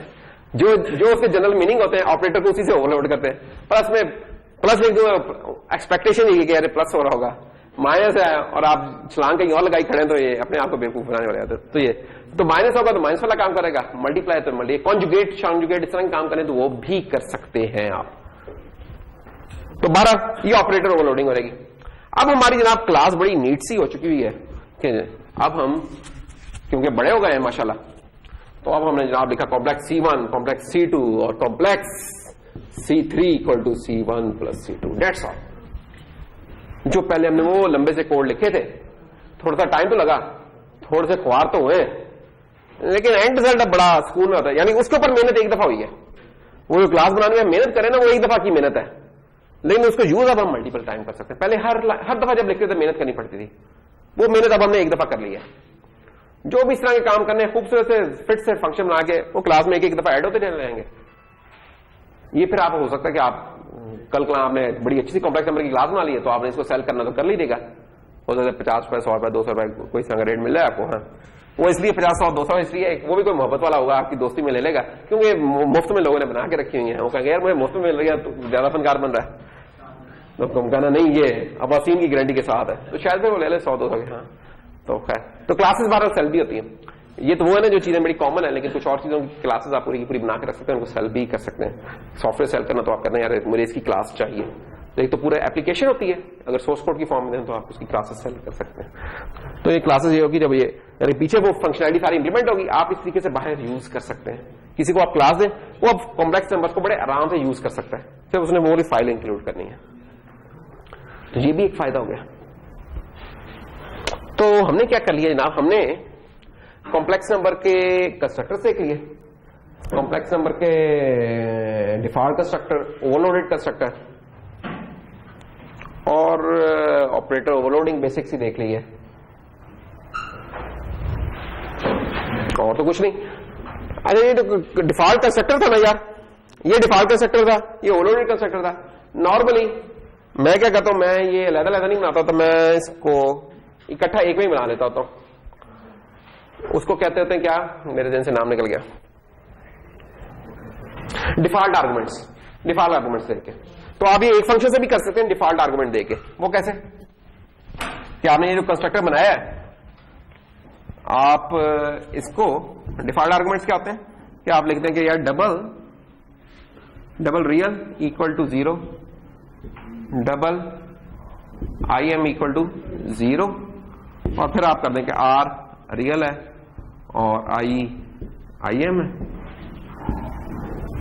ये जो इक्वल लगा के मैंने इधर लिख दी ना वैल्यू, जो हमने शायद पहले ना देखी हो फंक्शंस में, फंक्शन डेफिनेशन में हमने अगर नहीं देखी, ये जो हम देख रहे हैं इसको कहते हैं डिफॉल्ट वैल्यूज या डिफॉल्ट आर्गुमेंट वैल्यू। फायदा इसका क्या है कि अगर मैं बाहर से कुछ पास नहीं करूंगा तो ये जो मैंने वैल्यू लिखी ये इस्तेमाल करेगा, और अगर कुछ कर दूंगा तो ये इसको इस्तेमाल कर लेगा। तो इसका फायदा क्या होगा, एक फंक्शन बनाना पड़ा, एक फंक्शन को मेंटेन करना पड़ा। तो नॉर्मली मैं तो इसको प्रेफर कर लेता हूँ कि एक अलग मैं 6-7 बनाऊं, कुछ जगह मजबूरी होती है लेकिन ज्यादातर इस तरीके से काम चल जाता होता है हमारा। तो होगा क्या कि जब मैं कॉम्प्लेक्स जी लिखूंगा तो कोई आर्गुमेंट नहीं दिया, अंदर वो डिफॉल्ट वैल्यूज ढालेगा। लेकिन अगर मैं ये वैल्यूज दे दी तो ठीक है, अब चलता रहेगा। तो डिफॉल्ट आर्गुमेंट्स होते हैं, ये डिफॉल्ट आर्गुमेंट्स की मैं उस डिस्कशन में जा रहा था कि कुछ रूल्स होते हैं कि आप ये राइट से डिफॉल्ट आर्गुमेंट देना शुरू करते हैं, लेफ्ट से नहीं शुरू करते। तो वो कहानी है, वो आप देख सकते हैं, इसकी अभी मैं ज्यादा कोई डिटेल में नहीं जा रहा, कोई इतनी बड़ी चीज नहीं है ये। तो ये थी जनाब हमारी कॉम्प्लेक्स की क्लास। फायदा उसका क्या, हमने पैकेजिंग कर लिया है, हमने पब्लिक प्राइवेट देख लिया चीज, अच्छा काम कर लिया, कोई चीज मिस तो नहीं कर दी हमने, नहीं की है। बहुत सारे क्या, बहुत सारे काम कर लिए, नहीं अभी बहुत सारे रहते हैं इसमें, लेकिन हाँ हम बहुत सारे कर लिए। चलो एक चीज, टेम्पलेट्स को तो ले आए इसके अंदर, टेम्पलेट्स तो भूल ही जाएंगे हम। कोई बंदा कहता है यार मैं डबल से नहीं बनाना चाहता, क्यों, मेरी मर्जी, एक नंबर बिल्कुल, ये भी बड़ी अच्छी बात है, मेरी मर्जी। लेकिन उसकी वजह ये हो सकती है कि डबल ना, एक डबल जो होता है 8 बाइट्स खाता है, और उसका जो छोटा भाई है फ्लोट वो सिर्फ 4 बाइट्स खाता है। तो कभी जिंदगी में ऐसे मौके आ सकते हैं कि मेमोरी कम पड़ रही है, तो आपका यार मैं फ्लोट में बना लेता हूँ, प्रोसीजन इतनी नहीं चाहिए मुझे, फ्लोट वाली प्रोसीजन में काफी है, फ्लोट से कर लो। फिर क्या होगा, मजबूरन ये डंकी वर्क आपको सारा फ्लोट के लिए करना पड़ेगा, जहां जहां डबल है उधर फ्लोट करना पड़ेगा। तो आप कहेंगे नहीं मैं बड़ा हो गया हूं, मैंने टेम्पलेट्स पढ़ ली हैं, तो टेम्पलेट से काम करके दिखाता हूं।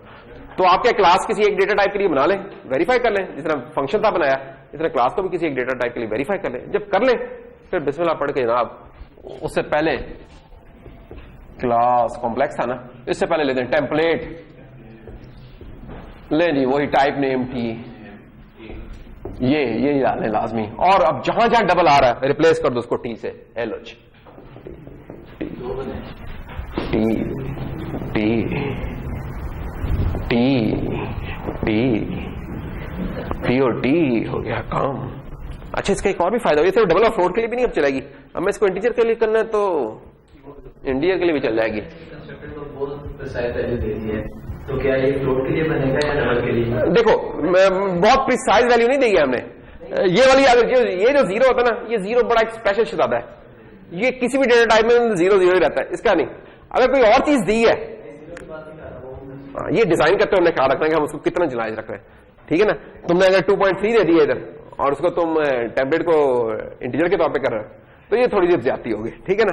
तो ये तो वही मैं कह रहा हूँ, क्योंकि हमारी अपनी डिजाइन की हुई ना, ये तो हमें खुद ख्याल रखना है कि हम क्या क्या इसके अंदर इसमें डाल सकते हैं, कौन सा बना सकते हैं। फ्लोट और डबल में डिफरेंस कैसे करते हैं, अपनी साइज देख के या किसी और चीज से प्रोसीजर देख के, या किस तरह जवाब में है दोनों पॉइंट्स ही हैं और उसको भी पता है, 2-3 तरीके हो सकते हैं। एक मिनट पहले मैं क्लास का बता दूं फिर मैं बताता हूँ। देखो अब आपको ये टेम्पलेट बेस्ड क्लास है, तो आपने क्या करना होगा, कॉम्प्लेक्स डबल और C1। अब क्या है कि ये जो C1 का इंस्टेंस बना है ये डबल के लिए बना है, डबल के लिए फ्लोट कर दूंगा, फ्लोट के लिए बनेगा, एंड कर दूंगा, एंड के लिए बनेगा, शॉर्ट कर दूंगा, शॉर्ट के लिए बन जाए। इधर तो एग्जैक्टली मैंने इसे बता दिया तो इसे पता किस तरीके से बन जाएगा, क्योंकि क्लास बनेगी ऐसा, तो इधर तो कंफ्यूजन कभी होनी नहीं है। वो जो तुम जिस कंफ्यूजन की बात कर रहे हो वो फंक्शंस में हो सकती है कि फॉर एग्जांपल मैंने बनाया था फंक्शन एक कि टेम्पलेट टाइप नेम, फिर पूरा कहानी लिखो टी लेट से, और हमने बना दिया T sum T A T B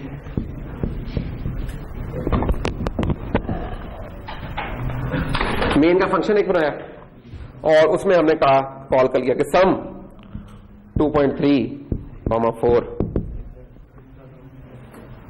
और इधर हमने ले दिया डबल। इस डबल को नहीं पहचानता टेम्पलेट, उसको जो आर्गुमेंट्स होते हैं उससे गलत होती है, एक बात। नंबर 2, जब उसने देखना है कि किसी चीज में ना एक हायर है तो छोटे वाले को भी उस हायर के ऊपर अपग्रेड कर देता होता है। जब मैंने सिंबल 2.3 लिखा है, इसको बाय डिफॉल्ट डबल लेता है कंपाइलर आपका। अगर इसको मैंने फ्लोट करवाना है कांस्टेंट को, मैं एफ लिख दूंगा फिर, ठीक है। इस तरह इंटीजर्स में भी इस तरह को बड़े के लिए लगा, अगर मैंने कुछ और करना तो मैं एल लिख दूंगा, यूएल लिख दूंगा, इस तरह। तो इस तरह के पोस्ट फिक्स होते हैं, एग्जिस्ट करते हैं, उनके करते हैं, ठीक है। मैं इनको रिकमेंड नहीं करता ऑनेस्टली स्पीकिंग, मुझे अच्छा नहीं लगता इस तरह। मैं कहता हूं अगर इस तरह के काम करना है ना, इसमें गलती की गुंजाइश है कि आप हो सकता है कभी ना कोड को आगे पीछे करते हैं, इसको एफ को डिलीट करते हैं कुछ और, या आपके ज़हन में ही ना हो। बेहतर है आप उसका वेरिएबल बना लें और उस वेरिएबल को पास कर दें, उसमें गलती की कोई गुंजाइश नहीं रहती। फिर आप चुप करके वेरिएबल बनाएं यार, फ्लोट एफ इक्वल टू 2.3 और ये अब एफ आप इधर पास कर दें, इसमें कोई नहीं। जो भी चीजें आपको लगे ना कि हल्के से नुक्ते से ऊपर नीचे कुछ है या कुछ और जिनकी एक्चुअली इतनी वैल्यू नहीं है, आप और अच्छे तरीके से कर सकते, वो उस तरीके पे चलेना है। मैं एक छोटी सी चीज को याद रखने का कोई फायदा नहीं, इसके कोई नंबर नहीं है, लेकिन इसमें गलती होने के इसमें चांसेस हैं, ठीक से। इधर गलती का कोई नहीं है, इधर दूर से पता चल रहा है कि यार ये फ्रॉड ही होता है, फ्रॉड चाह रहा है बंदा, इतना ही बात है, ठीक है। तो जब कभी हो तो एक्सप्लिसिट हो रहे हैं चीजें ना, कोशिश करें प्रोग्रामिंग में ना इम्प्लिसिट ना छोड़ें। आपके लिए तो ठीक है, लेकिन कोई और बंदा आपके कोड को देख के शायद कंफ्यूज हो सकता है। तो जब इस तरह का हो तो कोशिश करें कि एक्सप्लिसिट कर लें चीजें, या फिर कमेंट्स में लिख दें कि भाई ये मेरा इस काम का लिया है, फिर भी इस्तेमाल करें कमेंट्स में लिखें। तो ये था कि हमने क्लास भी टेम्पलेट बेस्ड अब बना लिया है। ये बनाने का मकसद क्यों था कि हमने जो भी डेटा स्ट्रक्चर बनाने हैं, मैं पहले किसी एक डेटा टाइप के लिए बनाया करूंगा, आखिर में मैं जाके उसे टेम्पलेट टाइप नेम डाला और खड़क अंदर सारे प्लेस मार दिया करूंगा, ताकि बाद में मैंने उसका डबल वाला बनाना है तो मैं डबल वाला बनाऊं, फ्लोट बनाना है फ्लोट बनाऊं, जौन सा बनाना है जौन सा मर्जी बनाऊं। ये सिर्फ इस काम के लिए। तो हमारी जितनी भी बनेगी डेटा स्ट्रक्चर्स में चीजें बनेगी, टेम्पलेट बेस्ड क्लासेस हुआ करेंगी, ठीक है। अच्छा, अब नेक्स्ट क्या आता है जी इसमें, और एक दो चीजें थी, टॉपिक तो हम नया नहीं शुरू कर सकते, मैं वो एक दो चीजें छोटी छोटी हैं उनको अभी करवा दूं। डायनामिक प्रोग्रामिंग, तो डायनामिक प्रोग्रामिंग कहता हूं, डायनामिक प्रोग्रामिंग के तो एल्गोरिदम होता है, डायनामिक मेमोरी वाली चीज तो की हुई है ना आपने, वो मैं बस थोड़ा सा करा दूं क्योंकि उसको हमने बहुत यूज करना है, क्योंकि हमारे जो भी डेटा स्ट्रक्चर बना करेंगे उसमें डायनामिक मेमोरी आ ही जानी है।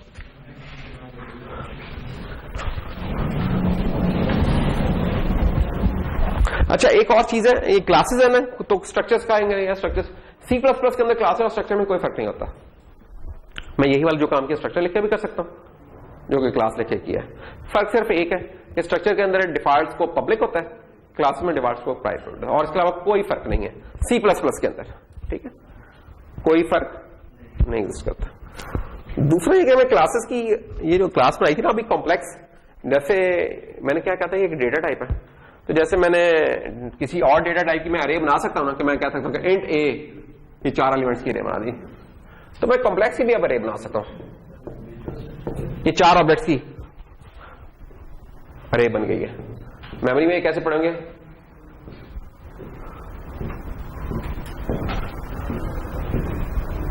C of 0, C of 1, 2, और हर C0 का अपना R I। क्यों? ये ऐसे ये टाइप थी, ये भी एक टाइप है, जिस तरह इसकी अरे बन सकती है इस तरह इसकी भी अरे बन सकती है। जिस तरह मैं इसका एड्रेस निकालना चाहूं उसी तरह मैं इसका भी एड्रेस निकाल सकता हूं, बिल्कुल कोई फर्क नहीं है। ये ऑब्जेक्ट है, इस ऑब्जेक्ट को वैसे ही ट्रीट करो आप जैसे किसी फ्लोट, किसी डबल, किसी इंट को ट्रीट करते, बिल्कुल इस तरह ट्रीट करो।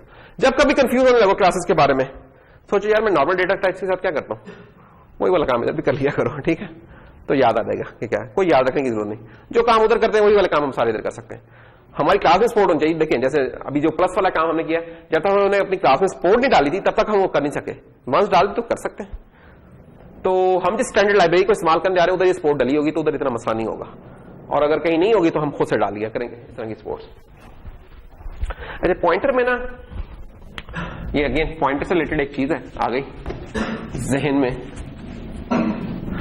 अच्छा, मैं ना एक असाइनमेंट अपलोड करूंगा, एक तो ये वो है जो अगली क्लास में असाइनमेंट है, एक असाइनमेंट वो होगी कि जिसमें ना ये रिवीजन हो जाएगी चीजों की ना, जो भी प्रोग्रामिंग की बेसिक से लेकर ना तो 2-3 सबों की 12 लोग की है, कोई बात नहीं।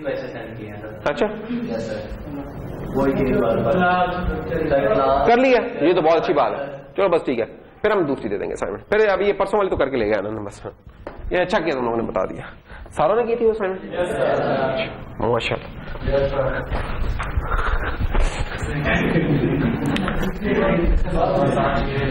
अगर मैं इस सवाल दूसरे की सपोर्ट करता कि यार आप लोगों ने वो काम कर लिया हुआ है तो क्यों ना हम अगली क्लास में इसका क्विज ले लें, तो आपने सारों ने की होगी।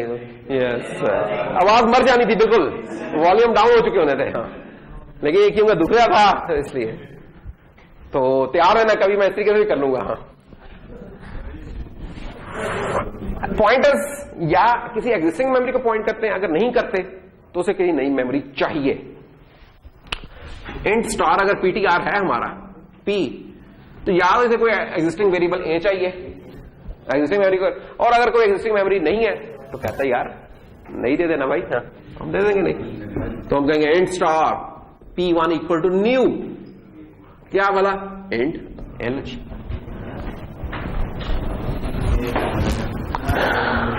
बस ये होता है तो कुछ नहीं। और जब हम इस्तेमाल कर लें, कहानियां कर लें इसका, तो जाते जाते फिर हमने इसको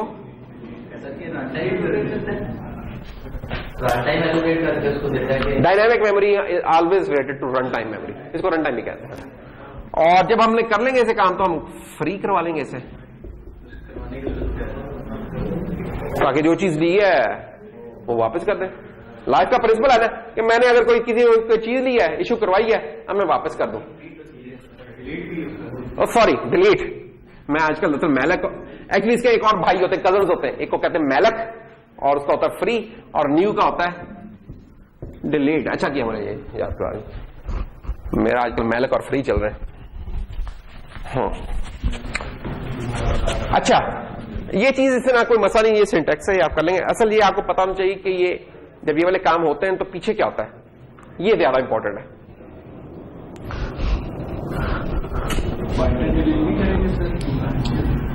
हाँ, ये कर दिया ना डिलीट P1। हाँ, अच्छा देखो,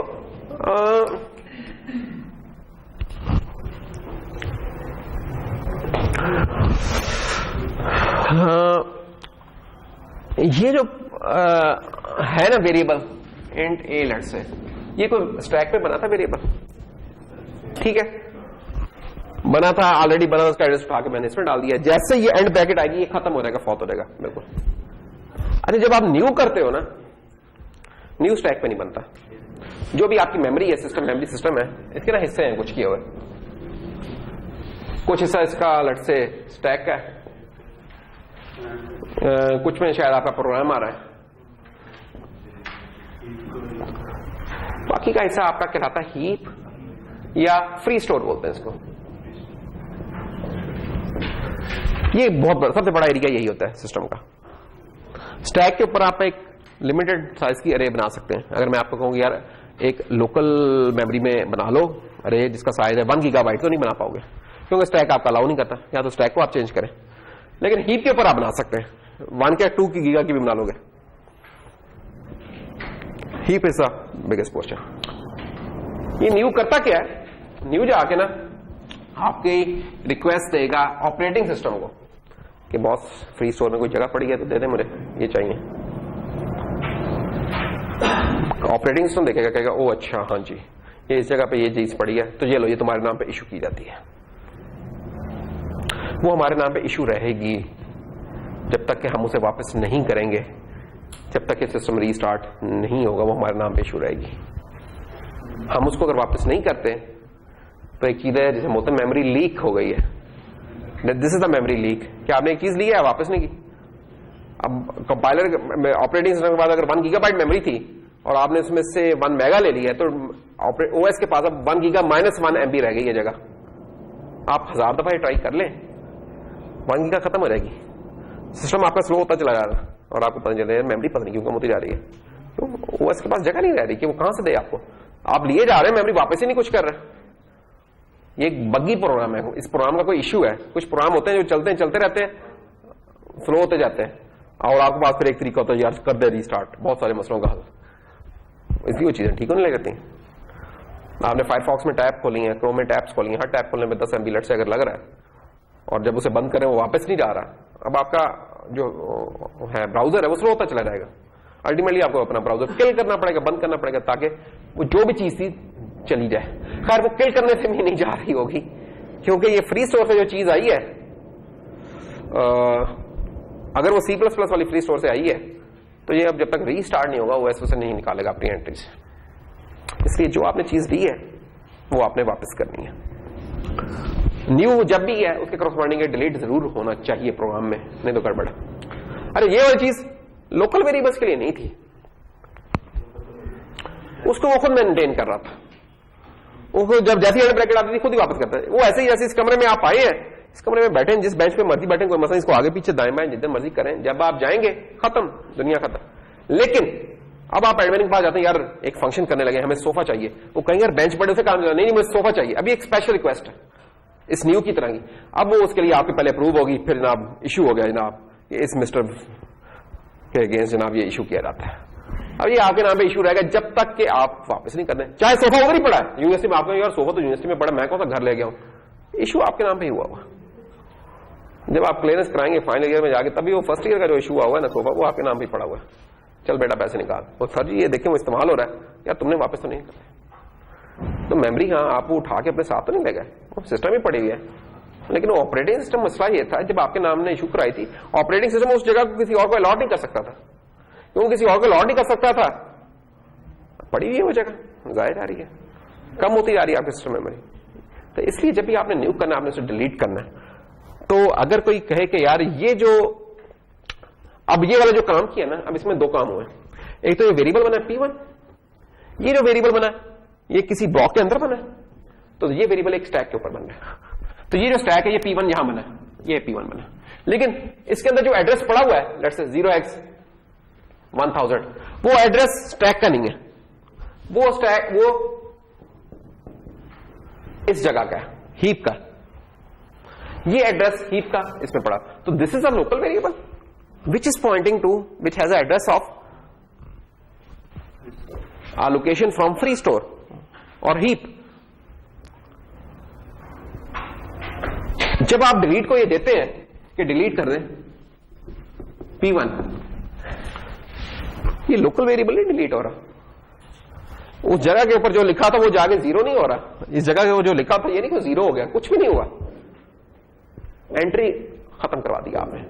ऑपरेटिंग सिस्टम के जो पटवारी था ना, हमारा जो operating system is a Patwari, is a memory manager, उसके रिकॉर्ड रखा अपने पास इन चीजों का, उसे वो रिकॉर्ड आपके नाम से डिलीट कर दिया कि अब आपके नाम पे नहीं है, अवेलेबल है बाकियों के लिए भी, कोई और आता है तो उसको वो उसमें से दे देगा। तो ये वाला काम होता है। उस जगह पे कुछ भी नहीं हुआ, उस जगह पे कोई डिलीट नहीं हुआ, ये नहीं कि ये वाला डिलीट किया तो ये P1 डिलीट हो गया और इसके आगे मैं इस P1 को यूज नहीं कर सकता, नहीं, ऐसा कुछ नहीं। सिंपल ये जिस जगह को पॉइंट कर रहा था उस जगह का जो परमिट आपके नाम पर इशू हुआ था वो परमिट दोबारा OS में वापस ले लिया और वो चीज दोबारा अवेलेबल हो गई है, ये आपको पता होना चाहिए। और अगर आप वापस नहीं करते तो प्रोग्राम खत्म भी हो जाए तब भी आपके नाम पर ही इशू रहेगा। मसला अब सिर्फ ये होगा कि अब आपको भी नहीं पता होगा कि वो जगह का एड्रेस किस जगह था, क्यों कि ऐसे ये P1 उड़ेगा, इसमें जो भी चीज पड़ी है खत्म, अब आपको नहीं पता क्या है। तो एक दफा जब आप निकल गए, जैसे इसका पॉइंटर आप लूज कर गए, अब आपके पास कोई तरीका नहीं कि आप इसे संभाल सकें। ठीक, तो जो और मॉडर्न लैंग्वेजेस है उसमें फिर ना गार्बेज मैनेजर्स और इस तरह के होते हैं कि अगर आपने इस तरह को फ्री सोर्स से मेमोरी ली है तो एक और चीज चल रही होती है जो कि ना उसको ना मैनेज कर रहा होता है, जैसे जावा वगैरह आता है ना उसमें ही मैनेज कर रहा होता है कि अगर इस तरह की कोई चीजें हुई हैं तो एक और क्लीन अप उसका सिस्टम कह लेंगे चल रहा होता है, जो कि जाके इस तरह की चीजों का रिकॉर्ड रख रहा होता है और उनको फिर आहिस्ता आहिस्ता वापस करता जाता है। उतना एफिशिएंट नहीं होता जितना मैनुअल होता है, लेकिन बहरहाल उसमें उस तरह का भी हालात नहीं जाते जो C++ वाले हालात होते हैं। तो जावा इस तरह की चीज को सपोर्ट करती है। Python I am not sure कि पाइथन करती है, जावा करती है इस तरह की, गार्बेज मैनेजर होता है उसके अंदर, फिर इस तरह की मेमोरी होती है उसको वो फिर मेमोरी मैनेजर वो कर देता है। तो ठीक है, इसके साथ ही आज का हम खत्म करते हैं। अगली क्लास में इंशाल्लाह हम अरेज से शुरू कर लेंगे अपने डेटा स्ट्रक्चर्स को, कुछ टर्म्स वगैरह होंगी वो डिफाइन कर लेंगे और हमारा बाकायदा स्टार्ट हो जाएगा।